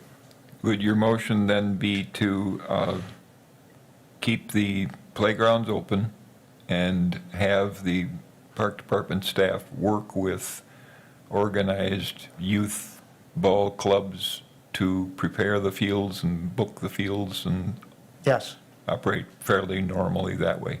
yes. Okay, thank you. I have a question to that motion. Would that Would you like include, to second that motion, Mr. Larson? I have a question for it Okay. first. Would that include the playgrounds? I mean, the jungle gyms and such as the playgrounds? Would that motion include the playgrounds, the jungle, the kids' equipment? Well, I mean, is this a moot point? Because like what I'm hearing is, the tape has been taken down, or, there's signage can go up saying, what you use at your own risk, and that's like, where we are. So are we saying, put the tape back up? I don't think we're going to be doing that. So, it's a moot point to me. It's not part of my motion, really, because it is status quo, and I'm not addressing that status quo. I'm addressing opening parks for general use and including organized sports. Okay, thank you. Can I clarify that? Pardon? Can I clarify that question? Sure. So the question on the playgrounds, though, is one of what I believe we need direction. The guidelines say they should be closed. So the county playgrounds have a sign up that says they're closed, play at your own risk, basically. We do not have fencing up, we do not have tape up, because it doesn't stay up anyway. Do you want the playgrounds to remain with a sign that says they're open, play at your own risk? Do you want to take the signs out altogether and just have them be like they are every day, because we don't need the signs up? Or do you want to say that technically they're closed, the people shouldn't be on them, but really there's no enforcement, so they could be on them. I think that's the question. Well, is this a liability question then? You know, I mean, play at your own risk. It's closed, but use at your own risk is the same as it's open and you use at your own risk. I don't want the playgrounds to be used, the jungle gyms and whatnot, the enclosed areas. I don't want that to be, you know, used by kids because it's just, there's too many surfaces, too many enclosures, too much, you know, up close and personal, you know, play. But it seems to be like a moot discussion. Regardless of what we put up, we're not saying we're going to enforce anything. So if you want a sign that says playground is closed, use at your own risk, I'm fine with that. You know, it's just another level of telling the public, you know, what our concern is. Pardon? I need to know that I have that authority to say whether they're closed or open. Okay, so your motion would give the authority to staff to handle the playgrounds as they have. Yes. Very good. Mr. Larson. Oh, I was just going to say it because it says the discussion and possible action regarding the operations of the playgrounds and sporting fields, and that's why I thought the playground should be included in the motion. Very good. They are now. Comments on that, Mr. Killian? Yes, thank you, Mr. Chair. I think first and foremost, perhaps clarifying the nature and intent of this agenda item, as Ms. Polly did, and I would like to support her in that.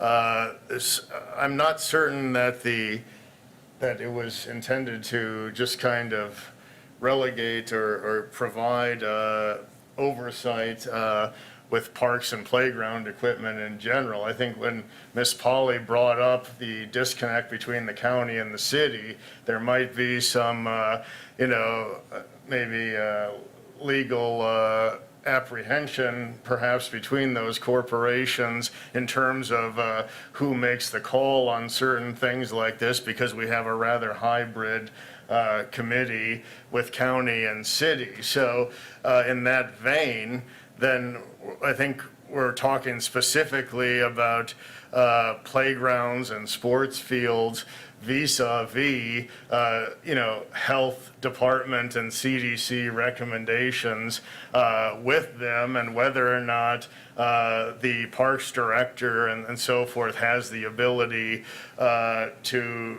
to make calls on that. That's part of it. But I think it would be much less confusing if, as a policy-making body, which we are, that we provided direction, because, and I can't speak for Ms. Jacobson, but perhaps she'd want to weigh in briefly on this. But if that is the case, that the policy-making body in the city must provide express authority to follow CDC recommendations in city parks and playgrounds, perhaps we could clarify that, or if it's to allocate that authority to the parks director and the department, we could clarify that too. But I think there's been a little bit of confusion for me on the exactly what this was suggesting. You're not alone. Well, it's just, if I may, it's just, it's confusing and frustrating because, to vote go or no go on something that you cannot effectively enforce other than by, signage saying no go, but people can still go, then I don't know what, I don't know what we're voting on per se. It's a moot point. I keep using the word, but, CDC,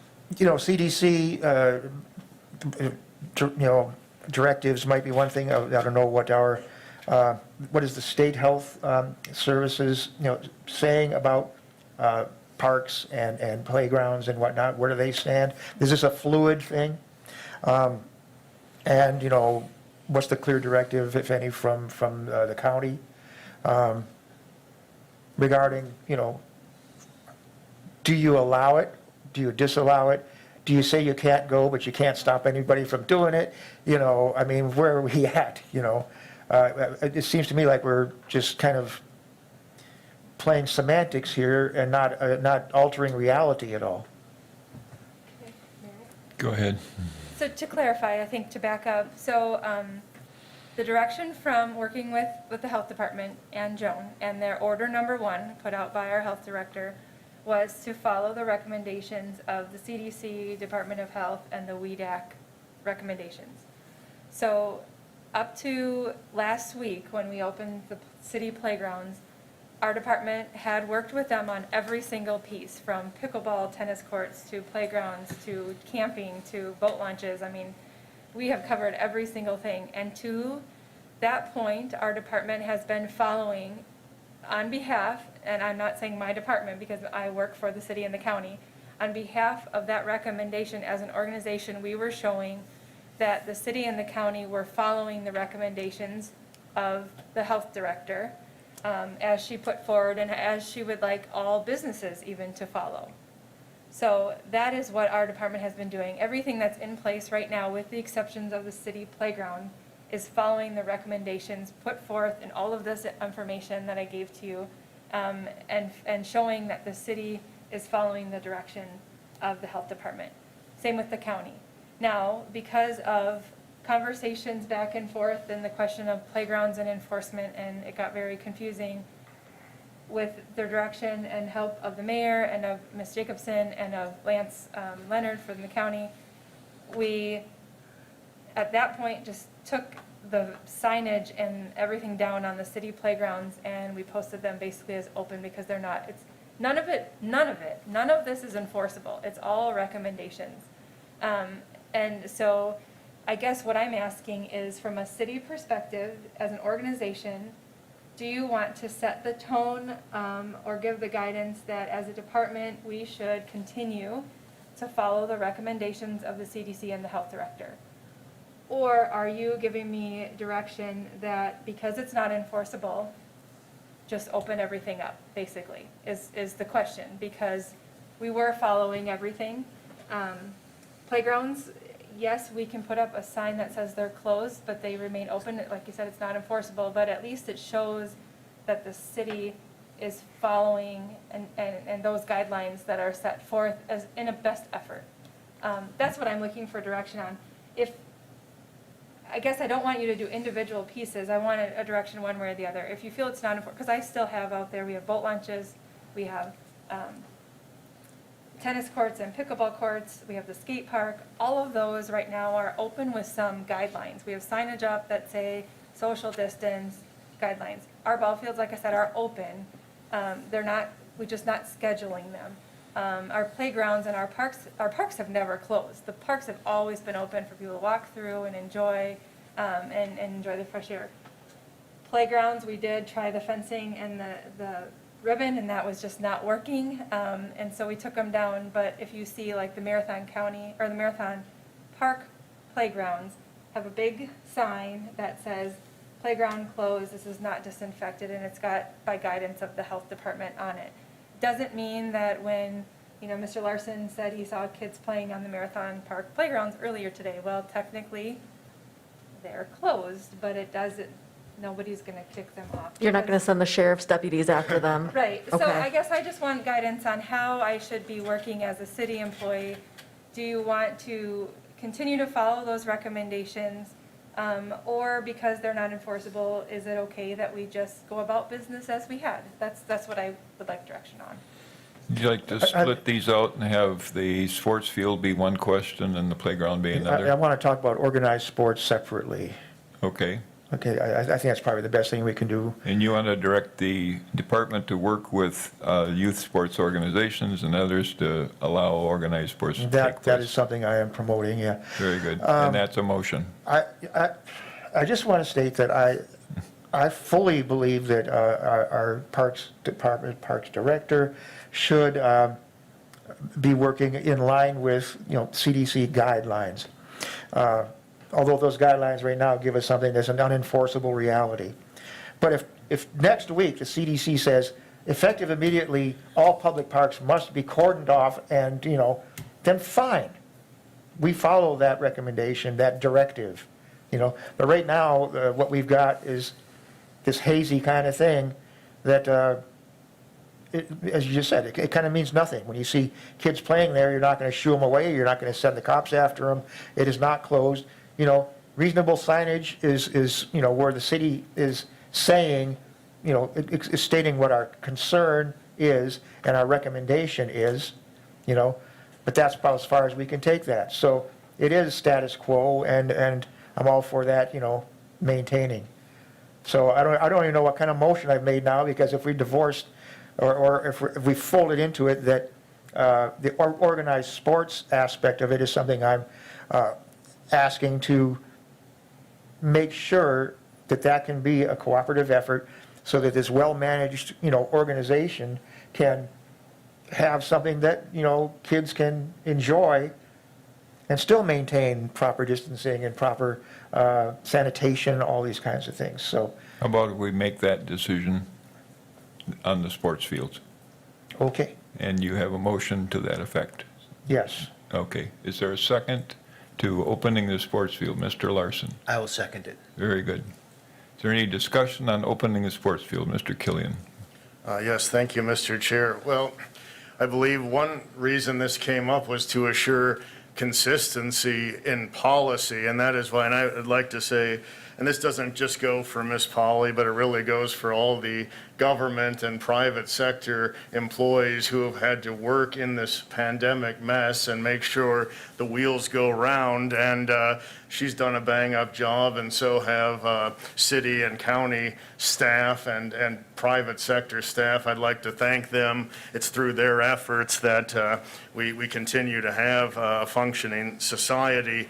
Now, that aside, though, I had brought this up, and this had happened last week. The intent was to assure consistency, and so I had proposed an agenda item that really revolved around CDC guidelines and not X, Y, or Z, so that perhaps you know, there could be some consistency and cohesion when we discuss these things as a committee. Today, we're looking at, you know, bit by bit, scenario by scenario, and I just think even if it's not enforceable, it makes sense that the city, particularly when the county is also doing so, to recognize CDC recommendations. And I think there are on playgrounds. I think I've received some from Mr. Grothkirth and perhaps from Ms. Polly that came from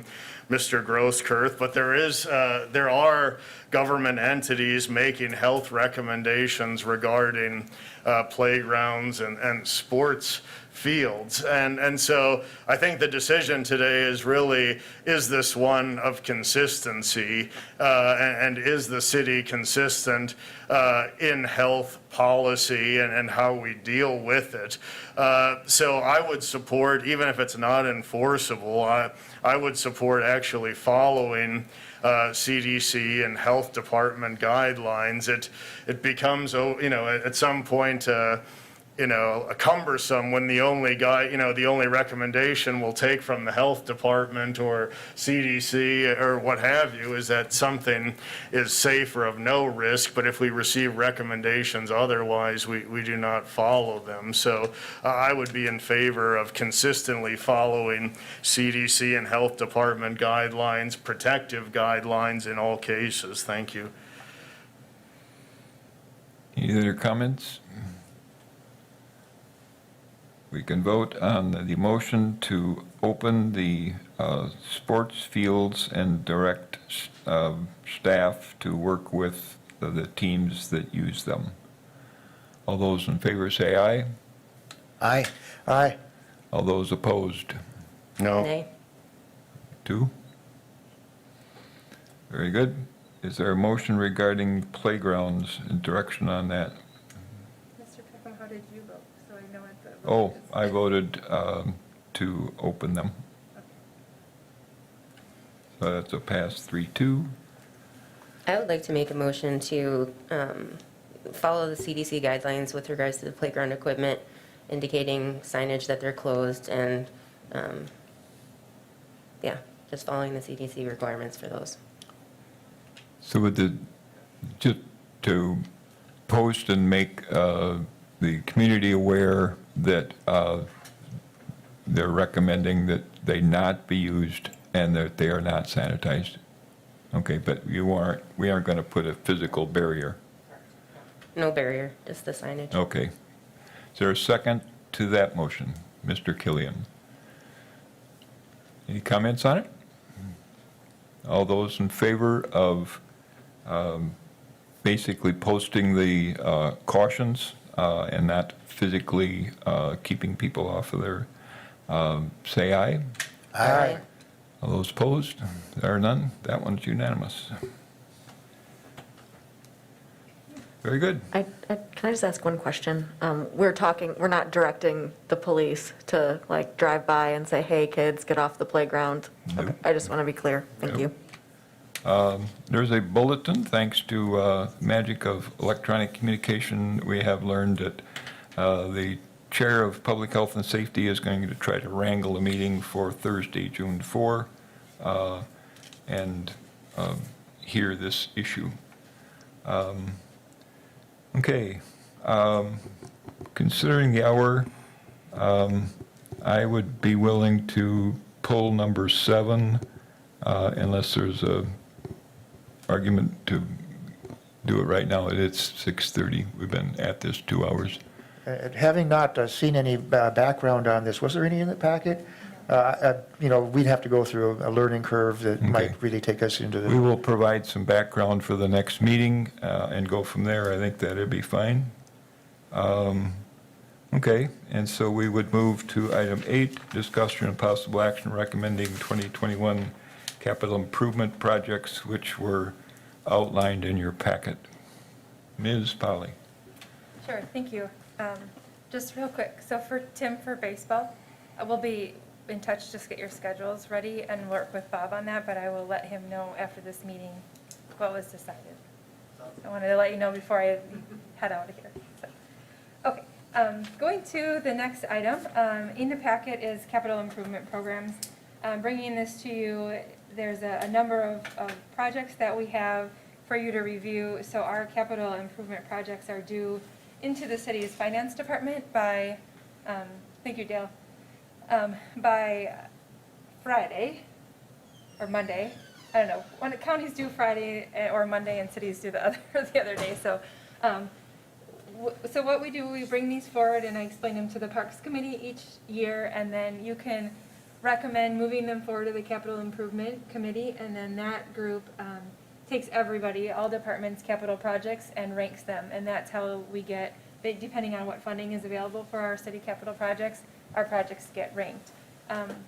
So we have a couple of projects that have just been on the docket for a really long time. We just keep bringing forward. They're more of a maintenance, but I tried to put these in here kind of in priority of what we would recommend from a staffing perspective of going forward. So the first one, Sylvan Hill parking lot, is one that we brought forward to the city council last year. It did not rank high enough to be funded, but this is the form we fill out for all of our capital improvement projects. Talks about whether it's a new project or a safety concern. With Sylvan Hill parking lot, if you haven't been up there recently, basically it's turned to a gravel parking lot. The pavement is pretty much gone. And I have some pictures I included in the packet that kind of show, if they come up, where, so that's the parking lot. There was another picture attached to that. Before, yeah. Yeah. That's the way it came up for me. Oh, I'll have A to look at third that. of the way. I'll fix it when it's put in, but it is basically a gravel drive. So this is to redo that. It would be working in conjunction with our Public Works Department, I believe, on the costs. And we got this quote last year. We did up it by a little bit with a cost to increase from year to year. But it's about a $125,000 project to redo that parking lot. Sylvan Hill is used year-round because it's our tubing facility in the winter, as well as heavily used for activities and events and mountain biking and stuff for the summer. So it is a pretty heavily used park. Do you want to ask questions about each one as we go through, or should I go through them all and then ask questions? Why don't you rattle through? Okay. Tennis course replacement is a multi-year, you'll see, oh, I've skipped over, I'm sorry, playground equipment. So, And building hoist. oh, I did, sorry, too many Operations. things here. Okay, I'm gonna back up. Playground equipment, that's our number one priority. This is a continuation of a 5-year replacement of all city playgrounds. We have 13 city playgrounds, and all of them were more than 15, some even more than 20 years old. The city council has funded this already for, I think this is the 3rd year. So we do have 3 more years left. So I said 5 years, I believe it is a 6-year program with how it all worked out. But, so sorry about that, I'll make those corrections. Going off of my notes from previous director to keeping this forward. So we have a few more playgrounds to go. This year for 2020, we'll be replacing Forest Park Playground, and then we also need to get to Schofield Park and Pleasant View is in progress. Those are carryovers from last year that will be done. But we are asking to continue this program for the next 2 to 3 years. 3 years for sure if we just do 1 playground a year. 2 years we probably can get it done in the next 2 years. Looking at replacements of Riverside Park, and I believe 3M was the next on our list to do. Yeah, I don't have any more to say about that, but that is replacing our playgrounds. Then the next one is operational hoist replacement. This is in our park operations shop, so this is actually a 50% match with the county. This is for some of my projects that have to do with our joint facilities, we bring them to both. So if the county doesn't approve it and the city does, I would let our finance director know and we would put that money back into the city options because it needs to be a 50-50 split. In our mechanic operations shop, we do most of our mechanic fixes in-house, similar to how Public Works does theirs. We have 2 hoists right now in our shop. The one that we're replacing is over 22 years old, and it's right now too small for most of our equipment. So a lot of it we do by, going underneath each piece of machine with the little dolly and doing it the harder way. So it's time for replacement. So the cost of that is $24,000 total. We'd be asking for 12 from the city. Now that, I know that there's usually a threshold for capital improvement, but because of the total cost, this is something that is a bigger ticket item, so it could potentially be, we could work it into our operating budget, but we wanted to bring it forward as the full cost for what it is. I already talked about Sylvan Hill. Then the next one is tennis court replacement. This is also an ongoing program. We did not get it funded for 2020, so we are not doing any tennis courts this year, but we are bringing it back. We did do tennis courts in the previous years. We did 3M Park and Pleasant View. So next on the docket is to redo the surfacing for Memorial Park, and then in 2022 Alexander Airport Park, and then 2023 Oak Island. So that keeps it on a rotating to keep those tennis courts up. Some of those are also taped for pickleball, so they are multi-use facilities. Barker Stewart Island bridge decking replacement. This is the decking going from the river's edge trail onto the island, just getting towards its useful life. There's some tripping hazards out there. We're also trying to do a decking project on the county side, so maybe if we can get the supplies all together on one project and do 2 bridges, we just thought we'd bring them forward together. This I didn't put a cost to because we are in the midst of getting those quotes for both of those 2 bridges. I will have it by the time this goes to the finance department for that, so I apologize I did not have that for today. Could I interject something on that? Is there any possibility that we might consider sort of shopping this out as a possible sponsorship item where somebody can, get their name on the bridge, and, some lumber provider in central Wisconsin can provide the decking or at least, or give you a substantial savings, and then get a sign on that bridge saying, welcome to Barker Stewart Island, welcome to the River Edge Trail, and, Joe Bob's Lumber Company. Yeah, it's a possibility. That's part of Marcus's task is to work on our sponsorship program, so we can definitely maybe look at that. Yep. Yeah. Okay, next one, Memorial Park seawalls. This has been a number of times for those that have been on the council have seen this a while. I do have some pictures I'll include with the, that go to the whole entire group. But basically, on the Memorial Park, there is a seawall. Part of it is a poured, and part of it we've replaced with riprap. This would be to take out that poured piece. We have planking that's going into the river. It's undermining the bank there from erosion. The stability is just decreasing year after year, but it's been a project we've continued to kind of put off. What we want to do here is to replace the entire length of the seawall with riprap in that area for better stabilization for the river there. It's about 520 linear feet of seawall. River's Edge Trail, this is discussion with the River's Edge Master Plan identified different segments and some that were easier to do now than others. This one is an easement that the city already has from Thomas Street to the south property line of the wastewater treatment plant. This is just to put the base down right now. There is potential that maybe with the construction of the wastewater treatment plant that then it could be paved, but this would at least get the gravel base down in that easement that the city already currently has. And then the last one, we don't have a price on this one right now. We are getting quotes from the masons. Okay, so I have 60,000, but that's not correct. That's what we had in, I apologize, that's what we had to redo the 4 pillars that we just completed at Stewart Park, but we are getting an updated quote for the masonry repairs within the rest of the park. That was brought forward as a request to look at it last year. So that would complete all the tuck pointing of that really great structure up in Stewart Park. There was work done, what, about 2 or 3 years ago on, I think, the westernmost wall? Mm-hmm. But there's other aspects on the east side and in the infrastructure itself that needs to be looked at. Yeah. Yep. So any questions on those projects, or is there any that we should just hold off on now and not take forward to the CIP? Well, the thing is, when these go forward, for consideration for CIP requests, it's not like they, just float away. They might just fall way down the line. And we've had instances where, like Stewart Park, for instance, the columns is like, wait, this is down there, but isn't there a way we can make that happen?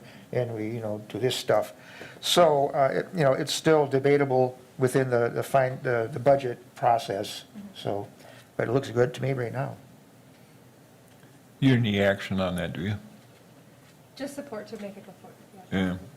Yeah. I just want to remind you too that we have a new CIP committee, much like the county, so it'll probably flow there first. Very good. Any discussion or comments on the CIP matters? I'd move to send it forward with our blessing. Very good. And Mr. Killian is second. Any comments, questions? All those in favor of forwarding the CIP requests down through the system, say aye. Aye. Aye. All those opposed? Hearing none, unanimous, wonderful thing. We can go to educational items. Back to Jamie. So we always usually put an update for, go back to here, we put an update for the dog park special committee update. The committee hasn't met. We were following kind of the guidance of non-essential meetings not meeting. Right now we don't have a lot of action, so we haven't met, but we are still, the committee still needs to work on signage. There was, the name of the park had been decided on Two Hearts Dog Park, and with that came some sponsorship and a signage, and we're still working through that. But to give an update on the progress, the site has been regraded and reseeded, so we'll start seeing as soon as we get it enough we can mow it. The engineering department is working with us. We're getting a date from the water department to put in the water line, and then once we get that in, our department will be rough grading the parking lot and putting down the gravel base. So we're just waiting on that date from the water department, then we'll be ready to move in. And then engineering is trying to work on a project that's in that area to piggyback on with this one to pave that parking lot and get that concrete work when it's done. We're hoping that maybe we can get all this done in June because we're slated to put the fence in beginning of July. If I need it earlier, then I just have to work with them. So that's a little bit of an update on the dog park. Do you have anything to add? That's about all I know. Very good. And we do have a slight membership change. Yes. Ms. Watson is the new member, and as soon as they start meeting, she'll be in there. Am I Thank you. still on that committee? Yes, you are, sir. Okay. We need 2 members of this committee on that committee, and you volunteered to continue. I heard you. It's on record somewhere. More educational items, water systems, flower program, however that turned out. Yes, so just we give an update, on different things that are happening. So we are getting our water systems pretty much all up and ready to go. Swimming pools, we were waiting kind of on tonight, but we still plan to get all those systems ready. And no matter what happened, we're still going to fill the pools and make sure everything is not broken from the winter. And then if we're going to keep them open, we keep them open. Otherwise, we let it drain them. But the flower program, just an update on that. So we have our own greenhouse. So right now the plants will start going out from our greenhouse into all the planters around town. So that will be done very soon. Our crews are gearing up for that now. Flower baskets, though, we chose with some direction of the mayor and some different discussions with budgeting, we are going to reduce the hanging basket program this year because it requires 7-day-a-week watering. So in order to reduce our staffing down by 2 for the summer, we are going to be putting flower baskets up around the 400 block. We actually purchased 12 of the self-watering ones. We're going to try those out around the 400 block, so they only have to be watered like once every 2 weeks. And then we are going to be putting, we're working with the River District to put a number up along like 3rd and 4th, the downtown area, and then the River District staff is going to help water those each day.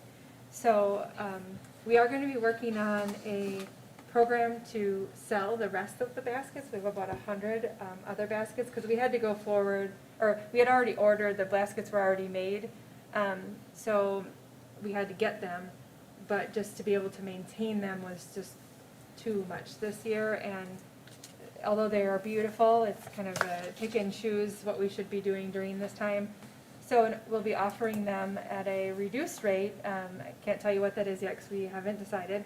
But we'll be coming out with that later this week on a day to sell those baskets.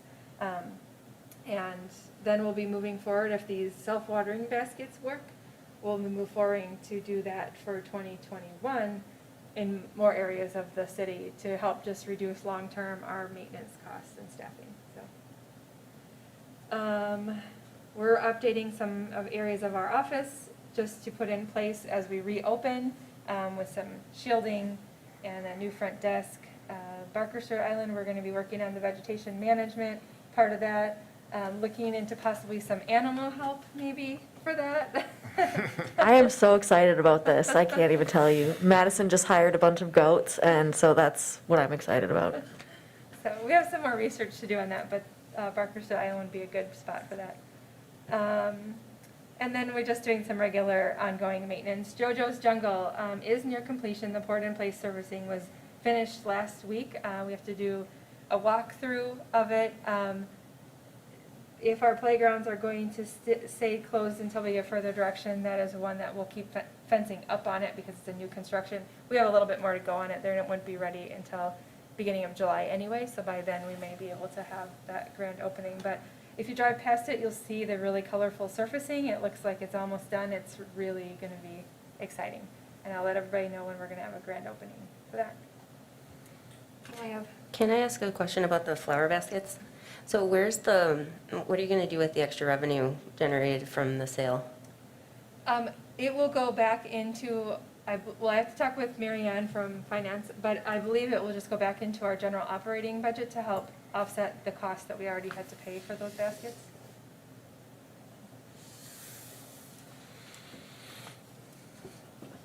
Any comments, questions? Future agenda items, there's one listed already. We have another one in the docket for how we handle wildlife management issues within the parks. And we would have the river water testing. Yep. Anything else somebody wants to throw in? Mr. Larson? I see here you have for future agenda items Riverside Park boundary line. Could we also include in that, it's my understanding that the test results are in from Riverside Park. Could we have that? As soon as we get the, what I'd like to do is put that on the agenda as soon as we have the toxicologist's take on it. And that way, I think we can have a more learned discussion of it. Yes, sir. Yes, on the agenda item of future agenda items and what Alder Larson just mentioned, I'd kind of like to go back to a little bit about what happened with the committee on the soil testing item in the last term when we had requested, and the city had requested these tests. And I can, perhaps at the next meeting, if it's appropriate or when it comes up, I can provide the documentation and public access video. But essentially, while I welcome the state toxicologist's letter, it had really been focused on, and the key performance metric was state standards. DNR standards, specifically that's chapter NR 720 in Wisconsin Administrative Code. And we'd kind of come to this, the committee had come to that conclusion, essentially, that you were looking for exceedances. So I would also echo Alder Larson's request to put that on the agenda for the next meeting, and we can welcome Dr. Zhang's letter. I assume she's kind of putting those numbers through her calculation, and since we know the last two, what her conclusion was, since this wasn't higher, I assume and stipulate it'll be essentially the same, but we can let Dr. Zhang kind of give her own conclusion. But yes, if we could please put that on the agenda and with some degree of specificity so that we know now in public what it's going to be, I think that would be easier than waiting till a later time. Would that be possible, Mr. Chair? Could you explain the specificity you are requesting? I can. So, for example, we had communicated about the beaver item in the recent past, and Ms. Polly knows about that. There'd been some citizen questions. Well, when I had made that request, I believe when you had passed along to Ms. Polly, it kind of morphed into language which I don't think really resembled what my request had been. It may have included and encompassed that, but I'd like to talk about kind of when we make these requests for future agenda items in public meetings. I think it would be positive if what was requested was reflected in the language on the agenda, so that it was specific. So that would be, does that clarify the specificity component? Well, on the soil testing stuff, maybe you could communicate what you want beyond. I think what we're going to have is a take from the Director of Public Works on what the tests mean and what they reflect, and whether or not, and I think we can get into right away whether, if we choose to do some inexpensive remediation, what that would entail, and what the findings tell us in terms of the distribution of contaminants in that area and who might be responsible for it.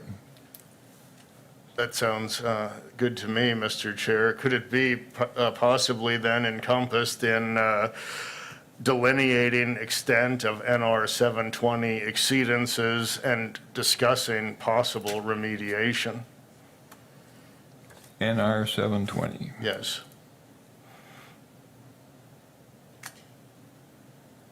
I'll do my best. Thank you.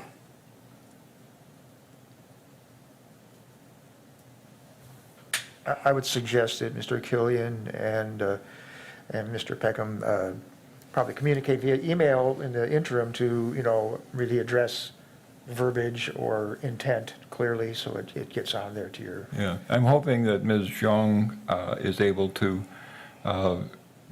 render her opinion on this rather quickly. As Mr. Killian's pointed out, she's been down this road a few times, so I think what we're going to ask her is, you know, is this put park users at risk, and does it, you know, put the residents of the area at risk? You know, what are the safety implications for our citizens? Mr. Chair. Yes. But I believe it's important to summarize what has happened in the past and also to act consistently across city remediation efforts and neighborhoods. And to that degree, the toxicological opinion is essentially irrelevant to addressing the exceedance of state standards. And it's kind of similar to what Ms. Polly and Alder Watson had said earlier about recognizing standards, even if they're not necessarily enforced. That the DNR has standards. It's in chapter NR 720, and whether or not a state toxicologist or any other toxicologist renders an opinion, it's irrelevant to remediating the area we've identified exceedances in. Thank you. Can some of the information that Alder Killian is discussing be put in the packet for next time? To the best of our ability, yes. Anything else for next time? Anybody who's interested in attending public health and safety, I'm sure you would be welcome on Thursday, and then we'll talk about it again the next Tuesday. So if you haven't had enough of swimming pools and playing fields, more is available for you. Next meeting, July 6th. Motion to adjourn would be in order. Mr. Neal is on a roll. Ms. Watson. All those in favor of adjourning? Thank you very much. Aye. Aye. Adjournment came at 6:57. And thank you all.